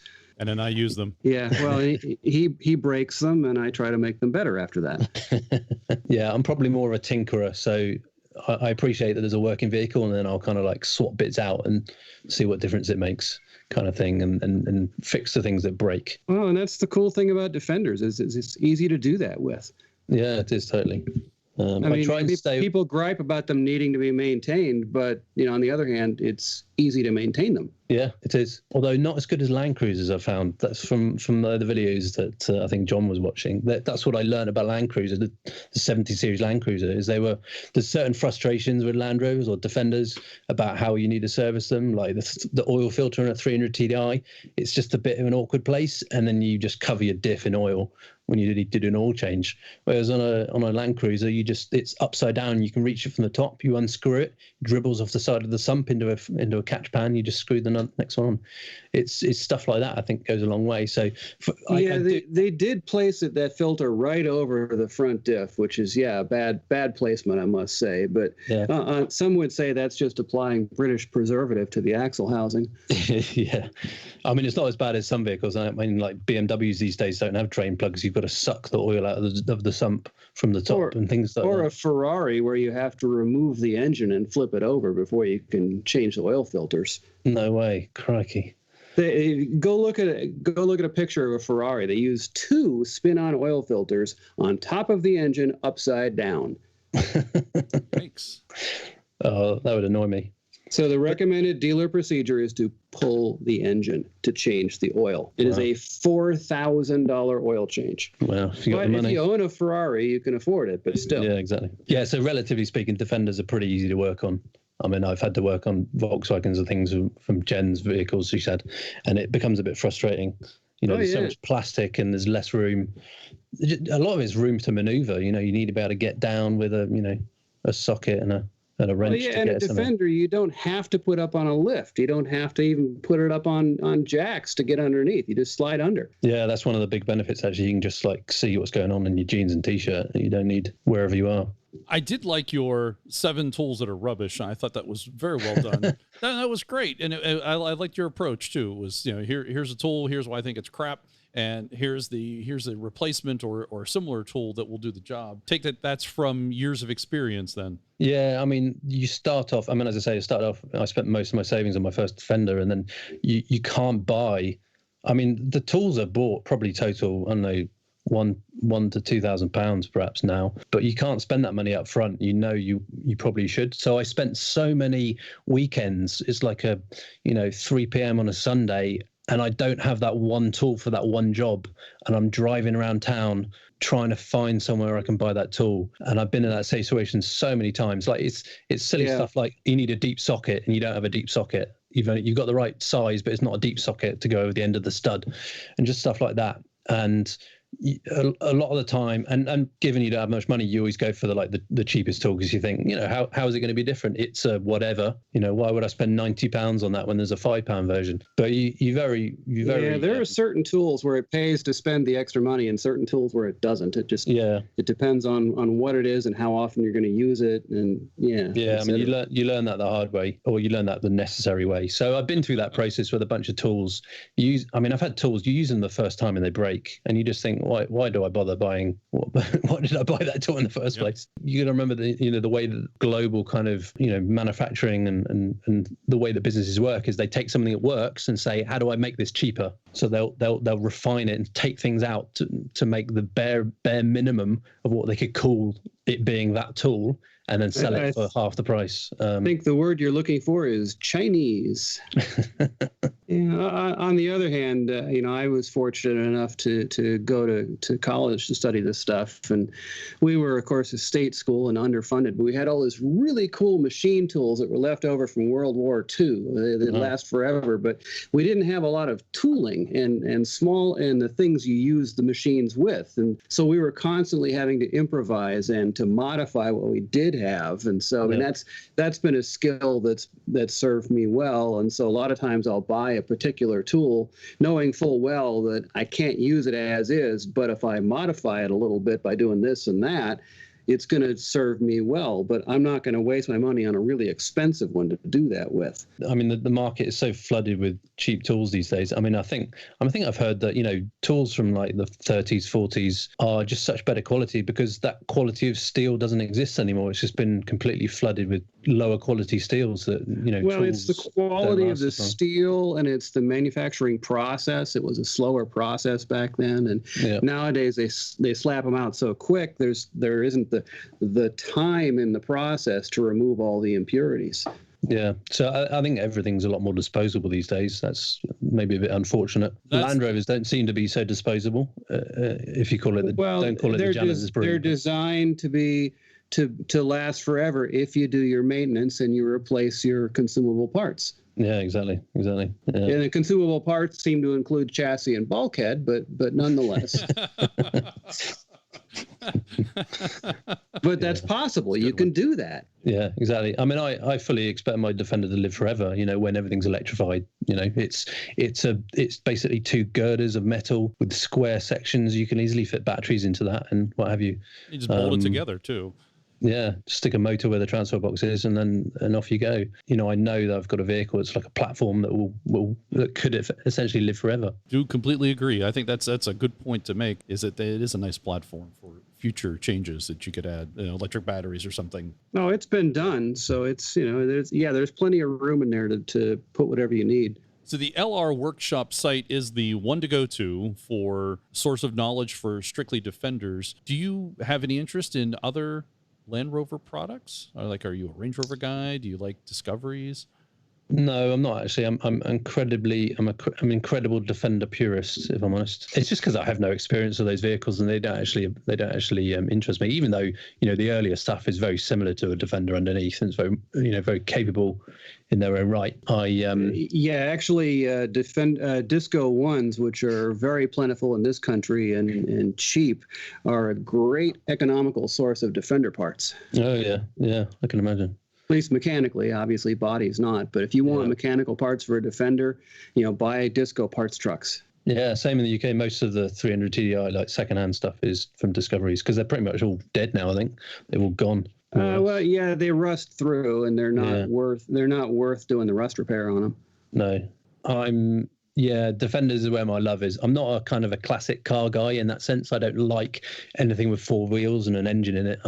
I've kind of grown up and built my interest around Defenders really because I've got this, from the videos I made, it may come across. I've had a lot of great experiences, and they've kind of grown. I've grown with them. Well, they've grown with me along the way. I'm kind of a bit of a one-trick horse in that kind of sense, or one-track mind. Nothing wrong with that as long as it's the correct track.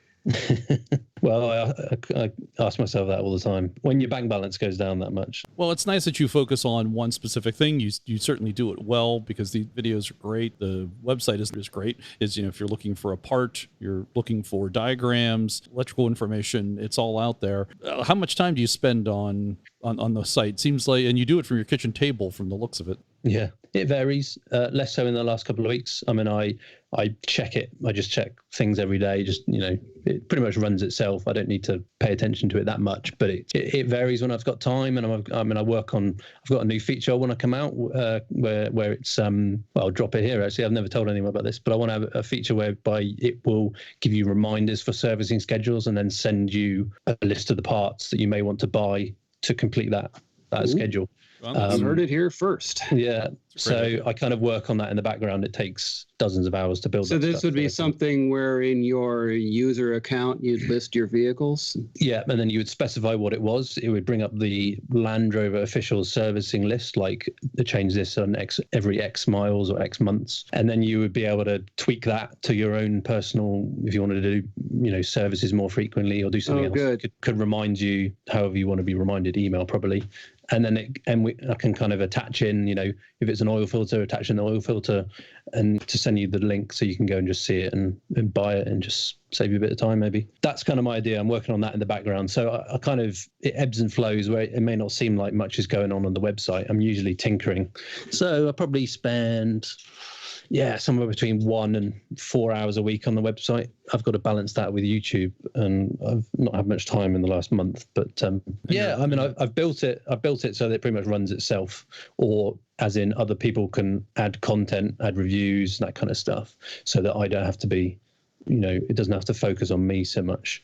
Well, a lot of the parts availability stuff is crowdsourced, is it not? That's all done by the website. So I built it to basically go to the websites and pick out the prices from those web pages. Oh, okay.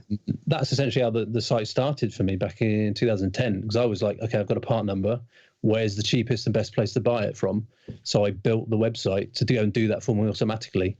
Interesting. I thought that was submitted by users, because it seems like there's the price that's listed on your page. I'll click the link and then it'll be different on the website and usually cheaper. That'll depend it depends, I guess, partly on the currency. If you've apples to apples. Because your site's done in UK pounds. I stay in UK pounds when I do the research, and of course, I know ex VAT and all that kind of stuff. But it seems like it's off by a pound or two. I thought it was just because of the prices on the website were a little bit old. Okay, if you press the refresh now link at the top of the prices, then it will go and grab the latest ones. All right. That should work. Okay, good to know. But, I don't use that feature of your page that much. I mean, I use it to sort of get a sense of where they are and whose prices are better. But then when I do my actual shopping, I'm going direct to my vendor sites, and which are a lot of them are the same as on your page. But I do my transactions in U.S. currency because it's a little simpler for me. Yeah. That's fair enough. What is the enhanced website experience that you get for being a member? So you get more price results. So I think you get 3 random retailer prices if you're not logged in. If you log in, then you'll get 8, I think it is. And you've got other abilities to add comments, add reviews, upload photos, that kind of stuff. Contribute back to the site. Yeah, essentially to contribute. Yeah. And does that cost anything? No, it's as I say. I mean, I've written somewhere on the page that it's really a trade-off between you give me your email address, so they might be able to email you at some point, and then you get these features. That's what it comes down to. I don't spam people. I don't want to. Yeah, I appreciate that because that is kind of a big thing to give away your email address, and especially when you're in the business. I'm signed up as a user, and I've not gotten anything from you that I didn't want, so I appreciate that. Yeah, it's probably I just send a newsletter every now and then, like what's going on and what I've added to the site that you may find useful, kind of thing. That's probably send about 4 or 5 a year, perhaps. But yeah, and that's fine. And eventually, it's time to do service on your Defender. Yeah. Yes. Yeah. But that would be only if you set it up for that, and Yeah, exactly, only if you ask for it. I mean, people. This is the thing. People are asking for it. They're like, I get ideas from people all the time to do stuff, and I've got my own ideas. I think there's over 4,000 people signed up on the website. There's probably a core unit of 200 people that pretty much go there every day, and then everyone else kind of dips in, once a month, once every 2 months, that kind of thing. Are you able to track user frequency? Yeah, I've got stats on how often people visit the website and that kind of stuff. So it hovers around about 20 to 23,000 people a month visit the website. Pretty good. That's and how long have you been doing this? Since 2010. So It's kind of grown organically over time. There's actually been a big uptick in the last 6 months because of what I've done on YouTube. I think it's given a lot more awareness to the website. And I know you'll get at least one additional. It's always a background thing. You'll get at least one additional registered user from the podcast. That'll be me.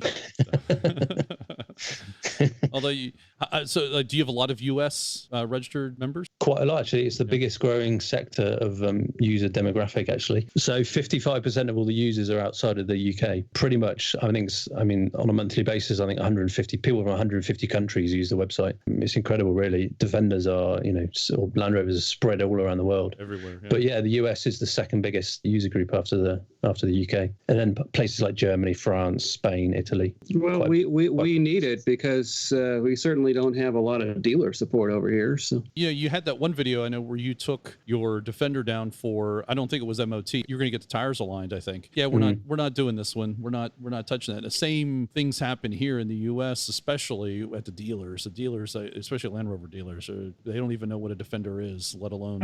Yeah, I mean, literally don't. John and I went to a dealer event several years ago in his 110. We drove in, and the technicians from the shop walked up and said, "That's really cool. What is it?"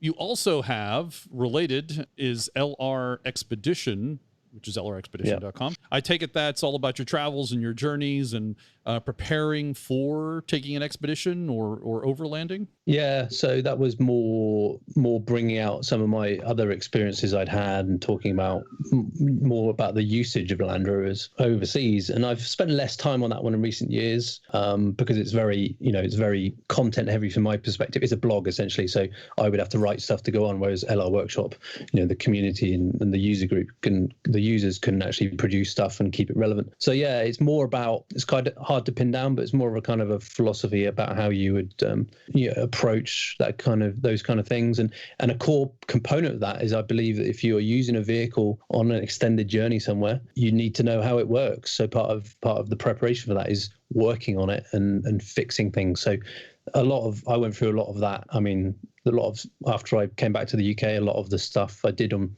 the vehicles was fixing them, because you don't have quite the same, there's not the same places you can go in the UK as you can over and use Defenders as you can in other overseas places. So a lot of the content was geared towards that. But I set that up in about 2009.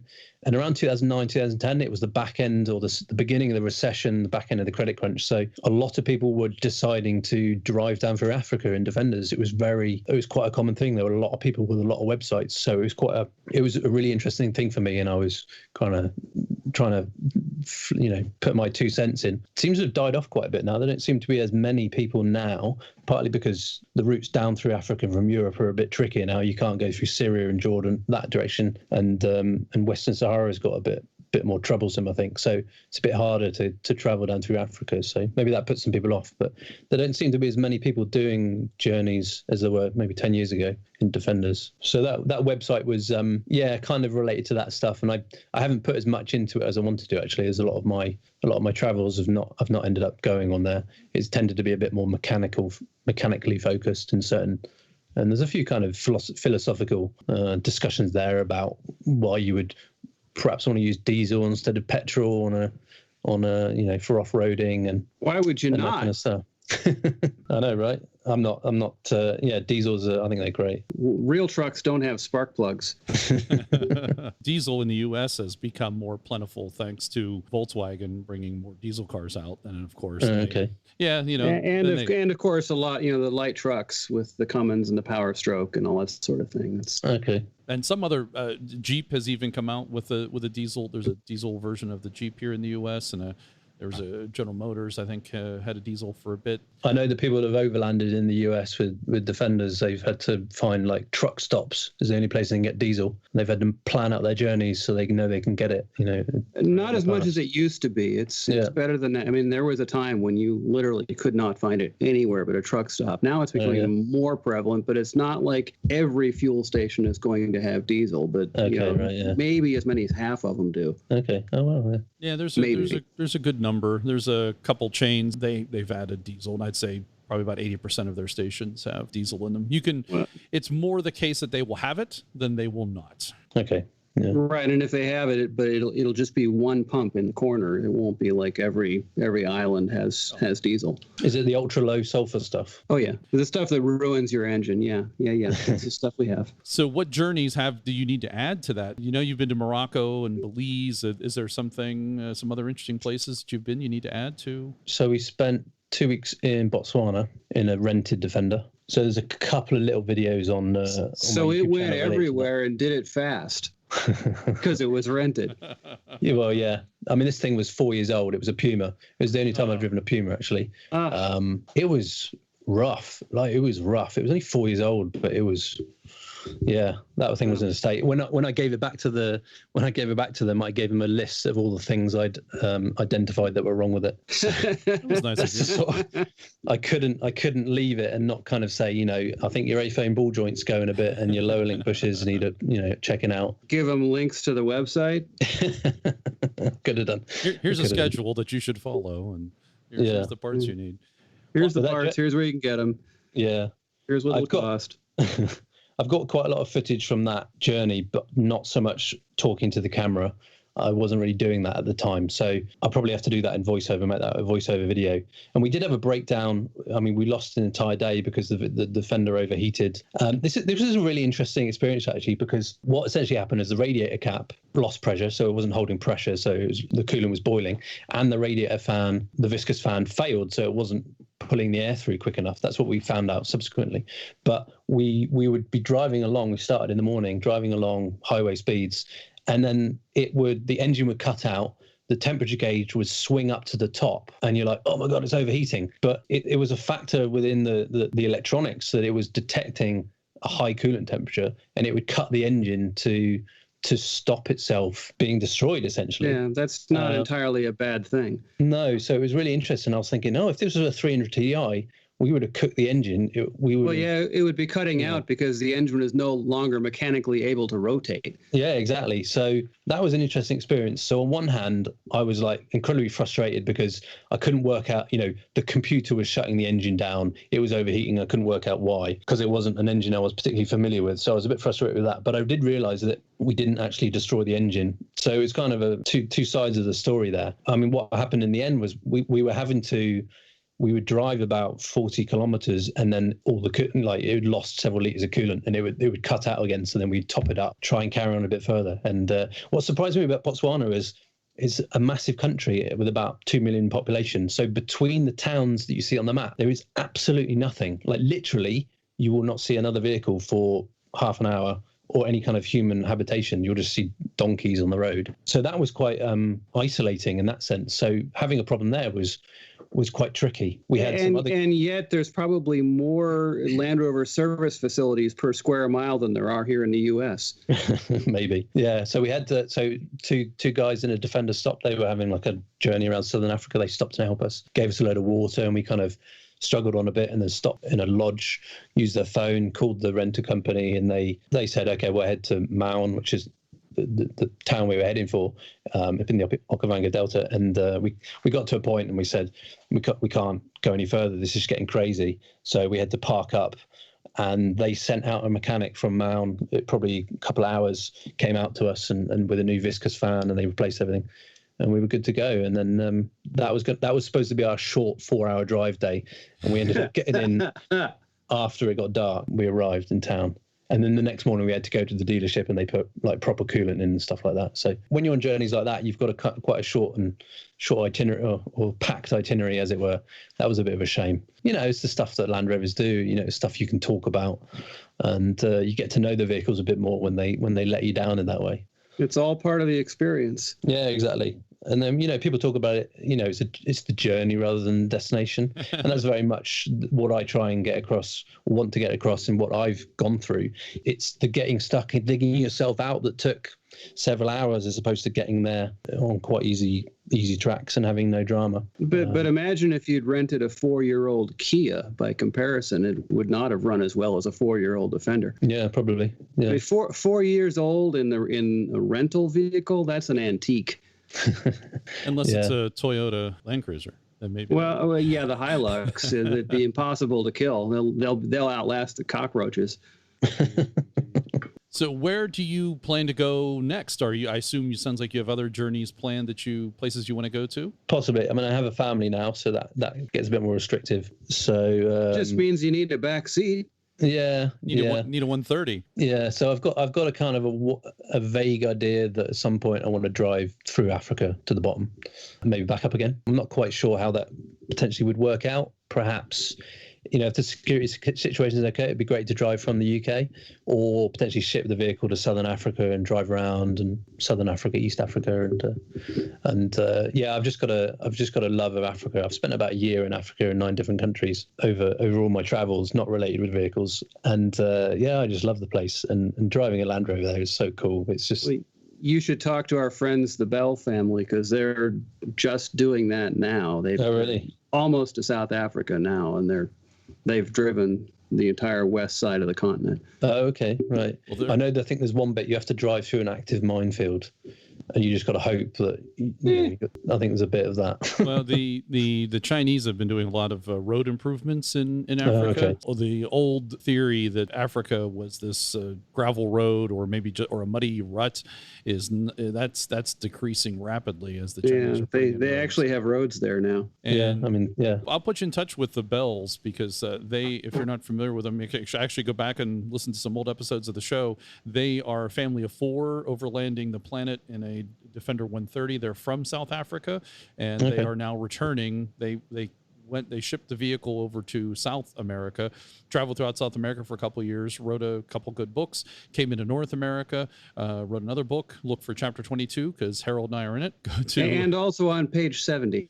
And go to then they went to where they were in the shed talking to us on the podcast, and that's where that's the shed, the Baja shed reference. That was them. And is that the A2A expedition? That's A to A. That expedition. Is them. Yes. Yeah. So I've come across. Yeah, good. Yeah, they're good people. Good people, and they'll give you lots of good advice about traveling Africa. Oh, cool. So Africa's on the list. What have you considered overlanding the planet? Oh, possibly, yeah. I know that's probably like a 3 or 4 year commitment, but I wouldn't turn it down. I mean, I'd love to go anywhere. Basically, I've somewhere I've never been is always an attractive place to go. Yeah. It can be done in 3 and 4. It could be done in as little as 2 years if you really want to keep moving. But of course, if you ask the Lizzie Bus folks, it's 6 years. Oh, was that how long it was? Yeah. Yeah, they did the Lizzie Bus in 6 years, 6 continents, 166,000 miles. Wow. It's all about the sixes. Yep. 66 countries. Yeah, I mean, I'd prefer to go slower. I mean, that's part of the challenge when you have a kind of not a permanent job, 9-to-5 job, is that you get your allotted holiday time, and you have to, if you're going to do something in the vehicle, you have to go out and you have to get back. And that was part of the challenge when we went to Morocco. We had a breakdown on day 1, and that will come up in the video when I get around to doing that. The vehicle broke down on day 1, and we had, where I work, you were only allowed 3 weeks off. Every 4 years, it was only maximum 2 weeks off the rest of the time. So I was thinking, do we turn around as if we lost our opportunity, or do we press on? And ended up fixing it in the end and managed to go on. But it is a consideration. You do have to kind of cram things in when you're trying to mix, your day-to-day life with overlanding can be a bit tricky. So it's not, you don't get the same kind of relaxed nature where you don't have to worry about getting stuck for a day. You just deal with it tomorrow kind of thing. Whereas if you've got kind of a real catch-22. You don't have time. because of the job, you don't have time to do what you want to do in the Defender, but without the job, you can't afford it. Yeah, exactly. So different people have different strategies, and a lot of people retire and then they do this stuff. Or, the Bells sold their business and now they're writing books and selling books from the road, so they're able to sustain this like professionally. Yeah, I wouldn't necessarily like to wait till I retired because that's a way off yet. But yeah, I would like to do something with the family at some point. Well, retirement is a concept that's wasted on old folks. Well, you are certainly welcome to come to the United States. That's a little easier to overland here. Yeah, well, thank you very much. And if you need some tools or a workshop space, you know where to come. Yeah, there's also so you guys are in the Northeast. We're near Pittsburgh, Pennsylvania. And then there's do you watch Mike Britannica Restorations on YouTube? I do not. He's a British guy and he's in Canada. He's based in I think it's near Toronto, Lennoxville, in Canada. He's got a bigger YouTube channel than me. Are you familiar with any of the older past overland journeys that have happened, series trucks? Do those excite or interest you at all? Yeah, they have them. I mean, it's that kind of idea that the world was probably a lot more open 40, 50 years ago. There was I know you interviewed the last Overland guys, and there was the first Overland, but they could travel to countries you can't go to now, really. Yeah, other journeys where people would go down through the middle of the Sahara, through Algeria. That's always been quite attractive. I think the Camel Trophy is like the epitome for me of like the what Defenders were built for. It's a shame it disappeared, but I will watch Camel Trophy videos on YouTube. I watch the whole thing. I've been to some of the places that they did them, and they really kind of capture the magic for me. A friend of the show is a Camel Trophy participant, Bill Burke. He's an American. Oh, really? Yes. Yeah. He has an off-road company where he teaches people to go off-road and do it safely and do recovery. Harold and I like to call that rover porn. Yeah, I think I was born too late. For Defenders. I first got into Defenders just right when the 300 TDI stopped being built, so I can never own a brand new 300 TDI. And the Camel Trophy had ended by that point. Where I feel like I come at it a bit later than where the prime opportunities existed. Yeah, but maybe it might be the right time, because then you could afford to own these things that exist. Yeah, but certainly there's I feel a lot of nostalgia with Land Rover. Even, I wasn't really interested in vehicles in the 90s or paying attention to Land Rover. You see a lot of what has happened historically, and it's very, it's very attractive, and it touches a certain place in your heart that makes you yearn for those kind of things. It's a very powerful thing. Speaking of which, let's touch on a controversial subject, the new Defender. Oh, I thought you were going to say that. As soon as he says controversy, that's number one on everybody's list. So you're in the camp that the new Defender, for lack of a better term, maybe Defender 2, I don't know what they're going to call it, is not a Defender. Pretender. And then Harold clearly is in the Pretender camp. Well, but that's an upgrade, because originally it was the Offender. I did a video about that, and a few people, and I asked everyone what they thought that we should call it, and those two suggestions came out. They were quite good. I thought the Pretender was the obvious one, but yeah, the Offender was quite good. And, the DC 100, that was the Offender. I don't worry about it so much, actually, because I'm not going to own one. I'm not going to wave at them when they drive past. It's kind of. You're not going to wave? Really? Well. Really? We'll see, it's wasted effort, because people aren't going to even understand why you're waving. All right, keep going. Yeah. So I'm very much a purist. I'm almost a rivet counter in terms of Defenders. Now, you're a self-admitted river counter. Come on. Well, perhaps, perhaps. I mean, I run a website that's all about trying to figure out, the nuances of the parts of a Defender. I have to get very, very into changeover between production months and this kind of stuff, and to investigate certain things. So I like the nuances for different reason, though. I like to pick and choose the best parts and put them into one vehicle. Well, yeah, I do the same. Yeah, I've got a lot of more modern parts in my Which, vehicle. Of course, irritates the rivet counters, but... Yeah. From my point of view, if it was fitted to a Defender from the factory, then I'm happy with it. It doesn't have to be the correct year. Yeah, as long as it's fitted to any Defender, there you go. Exactly. I like that. Exactly. I know, we've all known for a long time it's going to be, more Discovery 3, 4-esque than the Defender. But the Defender was good for its time. The design, what they were able to achieve with that electronics and with coil springs, is pretty impressive. And that's what endeared me to them, is that it's that kind of mechanical engineering at its finest for the job it was required to do. And I was able to harness that and use that in some pretty difficult off-road situations. It was designed to do important things. Exactly. So it was good for its time. It's kind of like 80s technology, maybe 70s technology, really. But for me, off-roading is about the balance between the vehicle and the skill of the driver. I've actually driven a Discovery 4 on a Land Rover Experience course. It was, I said to the guy, I'm a Defender, I'm a purist, I don't think electronics have a place in off-roading.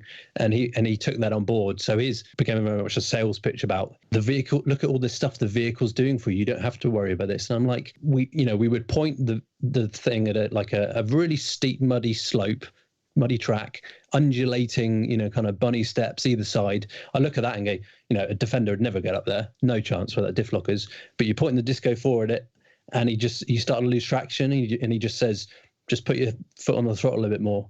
And it just crawls up there, and you're sat in these leather seats and air conditioning with the radio on, and you don't know a thing about it. And it just, for me, it lost all the charm of, there was no skill involved. Fair enough, it can get you out of a muddy car park, in a rainstorm, but I'm not particularly interested in that. It was a very impressive vehicle. I came away thinking, why wouldn't you want to buy one of these things? But then I realized, it's a big price tag. I don't actually want one per se. It had a lot of gizmos and, the terrain response. You can select what mud and ruts and snow, and the thing will raise itself up and move things and turn diff locks on and off and traction control. It was very impressive, but I just didn't want it. I just didn't want it because I wanted to be able to feel that in certain situations is about the way I controlled the throttle. It was about the gear I selected. It was about where I placed the wheels, that I had more control over that. That is more of a pure experience for me in the enjoyment. You want to be involved in the decisions that are being made on your behalf.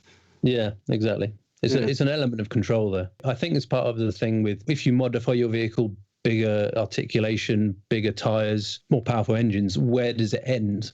What are you trying to achieve? I think if the end goal is just the enjoyment and practicing and using your skills with the vehicle, then I think a standard vehicle can go a long way to do that, where you don't have to do the more difficult terrain, because you can tackle some moderate terrain in a standard vehicle and you'll get the same kind of sense of achievement. I know that's, there's a balance to that always, but that's kind of my philosophy, is that if as a recreational activity, it's kind of, if your purpose is to spend X number of hours on a Sunday enjoying yourself and using your skills, then I think modifications can take some of the fun out of that. You're kind of touching on something that I've been formulating in my mind, and sort of the key difference between the old Defender and really all of the new Land Rover products. The original Land Rover was conceived to be a hard-working vehicle. It gets the job done for you. It does the important things that you need in your life. But you can also have fun with it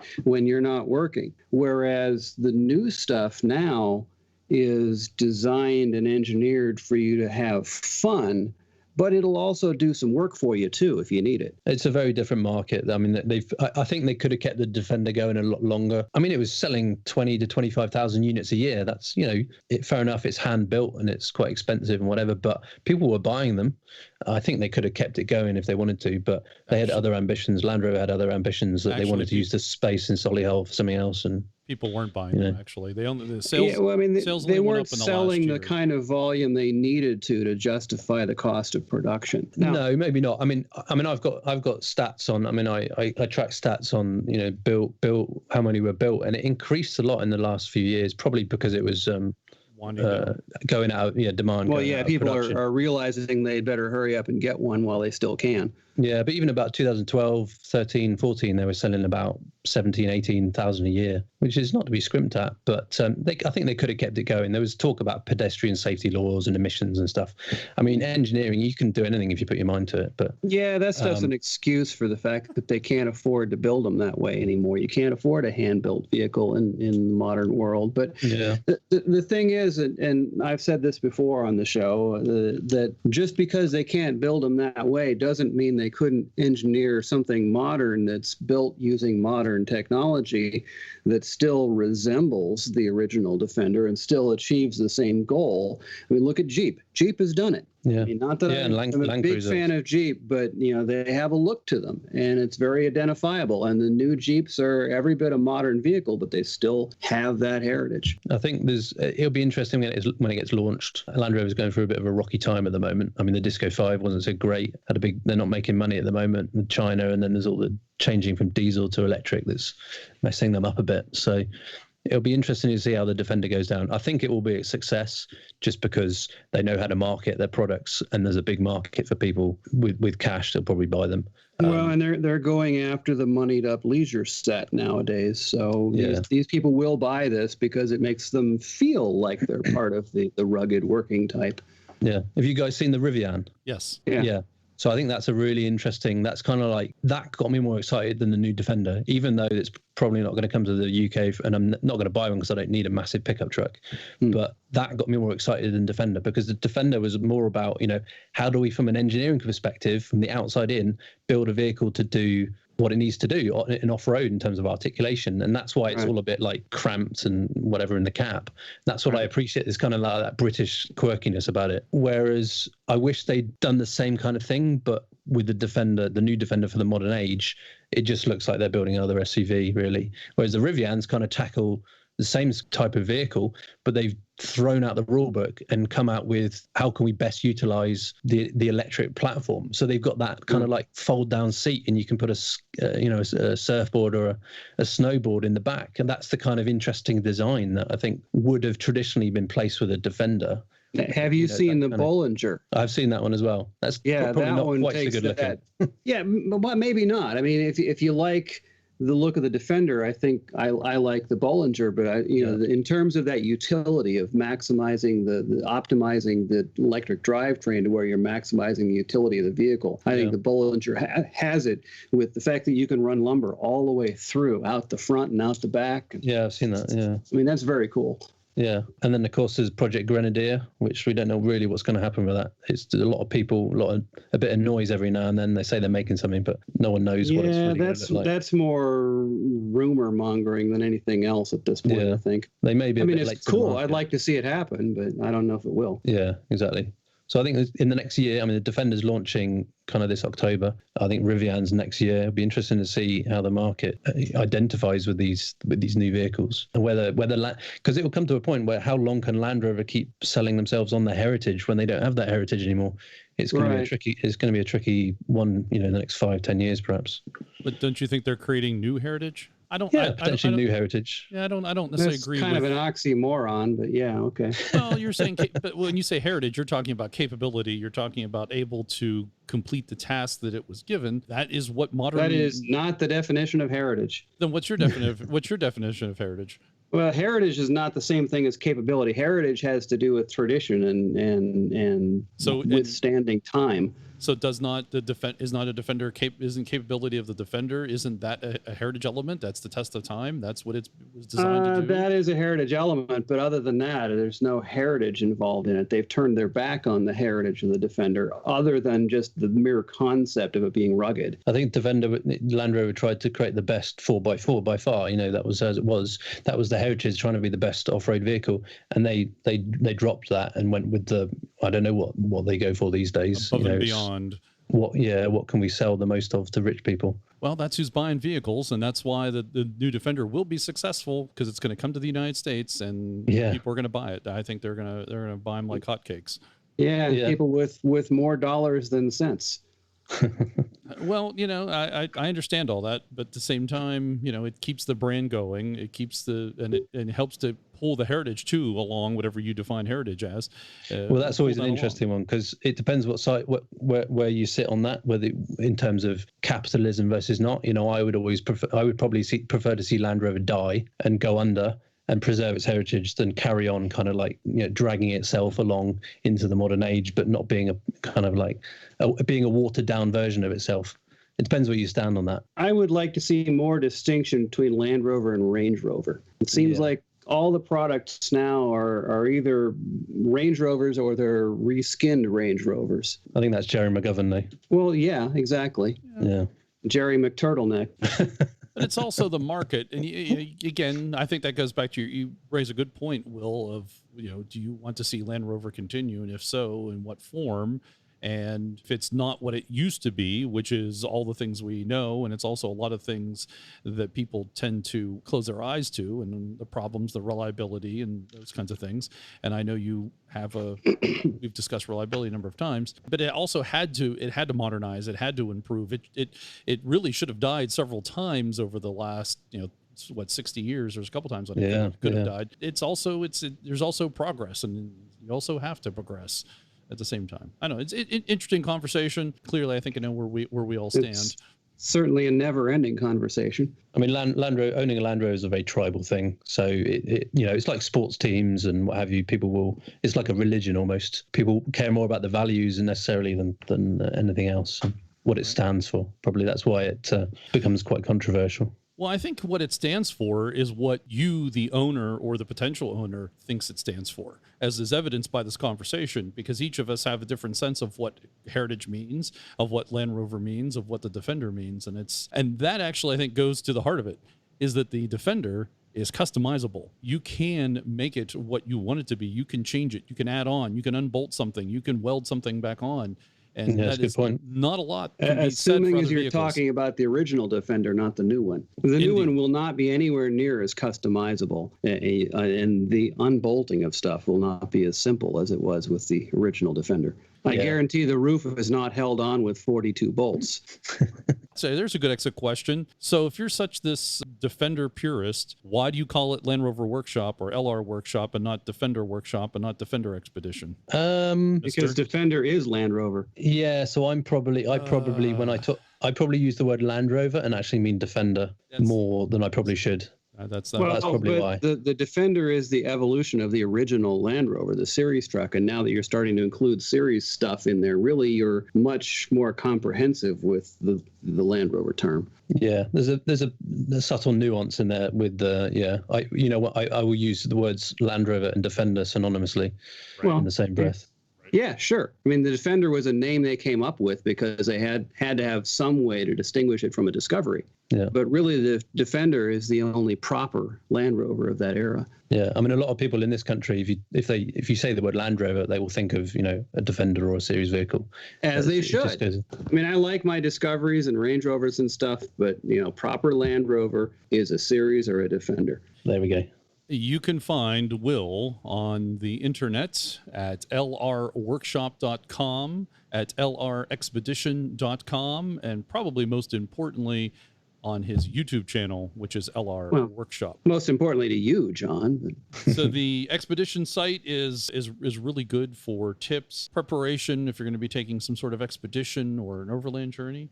And if you want to check out a good source of knowledge for a Land Rover / Defender, depending on how you want to phrase that, so considering Land Rover is the make and it's also a model, but then it became not a model and just a make. Anyway, check out lrworkshop.com for diagrams, parts, VIN decoder, and maybe even become a member and contribute back to the community. I want to thank you for coming on the show, Will.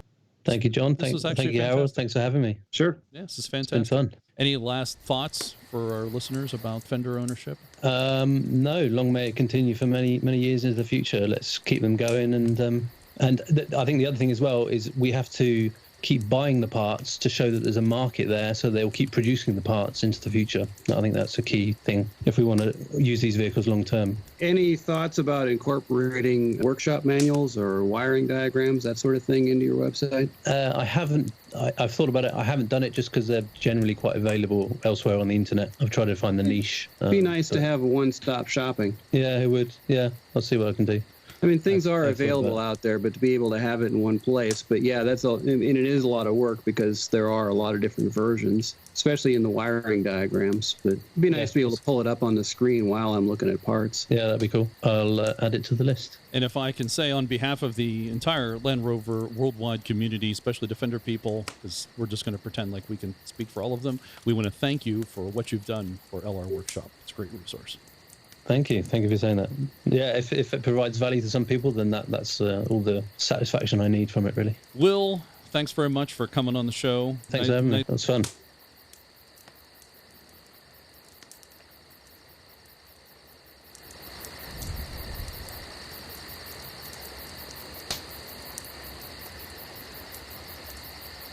That's the show for August 2019. I want to thank Will of LR Workshop for coming on the show, talking to us about his website and what he's been doing with LR Workshop. Right, and if you haven't been there before, I strongly suggest you go out and check it out. It's a great resource. I use it a lot. And you use it for what, diagrams, I think you said? Well, yeah, I like there's a lot of different sections in there, but yeah, I use the parts diagrams to find part numbers. It's a great resource for that, to find the part numbers. And then once you find the part numbers, there are links to vendors that have them for sale. But for me, mostly it's about getting the part numbers, and then I can do my own vendor searches from there. But I sometimes use the links to just jump out to a vendor and check it out. But yeah, just being able to look at the picture and call up, look at the diagram and point to the part you want, click on it, and the part number comes up and who has it and how much it costs. It's really pretty cool. That sounds fantastically useful. Oh, yeah, it is. And they've started putting series truck diagrams up as well. It's not just Defenders. Yeah, I noticed he's got Series 3 vehicles up there now. And that's the phenomenal thing about that for me, is that I'm working on an early Defender right now, which is actually really more like a series, stage 2 series, if you will. It's, most of the parts are found on the V8 109 diagrams. And it is a free community-generated database. Will's the main guy, but I just get help from others. You can also contribute yourself. So go out to lrworkshop.com. Of course, right. It costs you nothing. He does this all for free. And thanks to Harold, Dixon, and Morgan for helping us out today. Thanks, guys, for coming on, and welcome back, Morgan. Thanks for having me back. You're always welcome. You're welcome anytime. You know that. I know that. We don't like when you just disappear for no reason and disappear and then come back. Well, it's not for no reason, but all right. Well, I do miss you guys. And Cinnamon's always allowed on the show too. Thank you. I don't know if she actually appreciates that. And also thanks to the One True Packs for his continued production support, making the show sound better. Visit our website, Centresteer.com, to listen to previous shows and for show notes, which have links to our stories discussed in today's show. A lot of shows in there. We're part of the 4x4 Radio Network, and I invite you to check out the other 4x4 related shows at 4x4radionetwork.com. You can connect with us on Facebook, Twitter, Instagram. You can directly support the show at patreon.com/Centresteer in the British spelling. To show your support of the podcast with a t-shirt or sticker, just click on Store on the menu off our webpage, and I'll get those out to you as soon as I can. If you're not a subscriber, please do so you can get the show automatically, whether you use iTunes or I use Overcast, but it'll automatically show up in your feed when we release the show. That way you don't have to go and manually get it. Trying to also start something else new. If you want to rate the podcast, wherever you're using it, it can help others to discover the show. Certainly, if you like the show a lot, go out and rate it. And it helps to boost it up in the ratings, and maybe other people can discover and learn about the show. I appreciate that. Is your kid a Land Rover fanatic? We'd like to talk to them on the show. Email us at messages@centresteer.com with subject line Rover Kids, and we'll set up a call via phone or Skype. We'll have our Rover Kids segment. Not sure what it's going to be yet. We're going to do a Rover Kids segment. Thanks for listening. We hope you enjoyed show number 77. Next month, a Canadian couple buy a Defender sight unseen in Overland, Europe. We'd love to hear from you and what you're up to in your Land Rover. Until next time, I ask you to share the show with one other Land Rover enthusiast. And you may now resume your important things.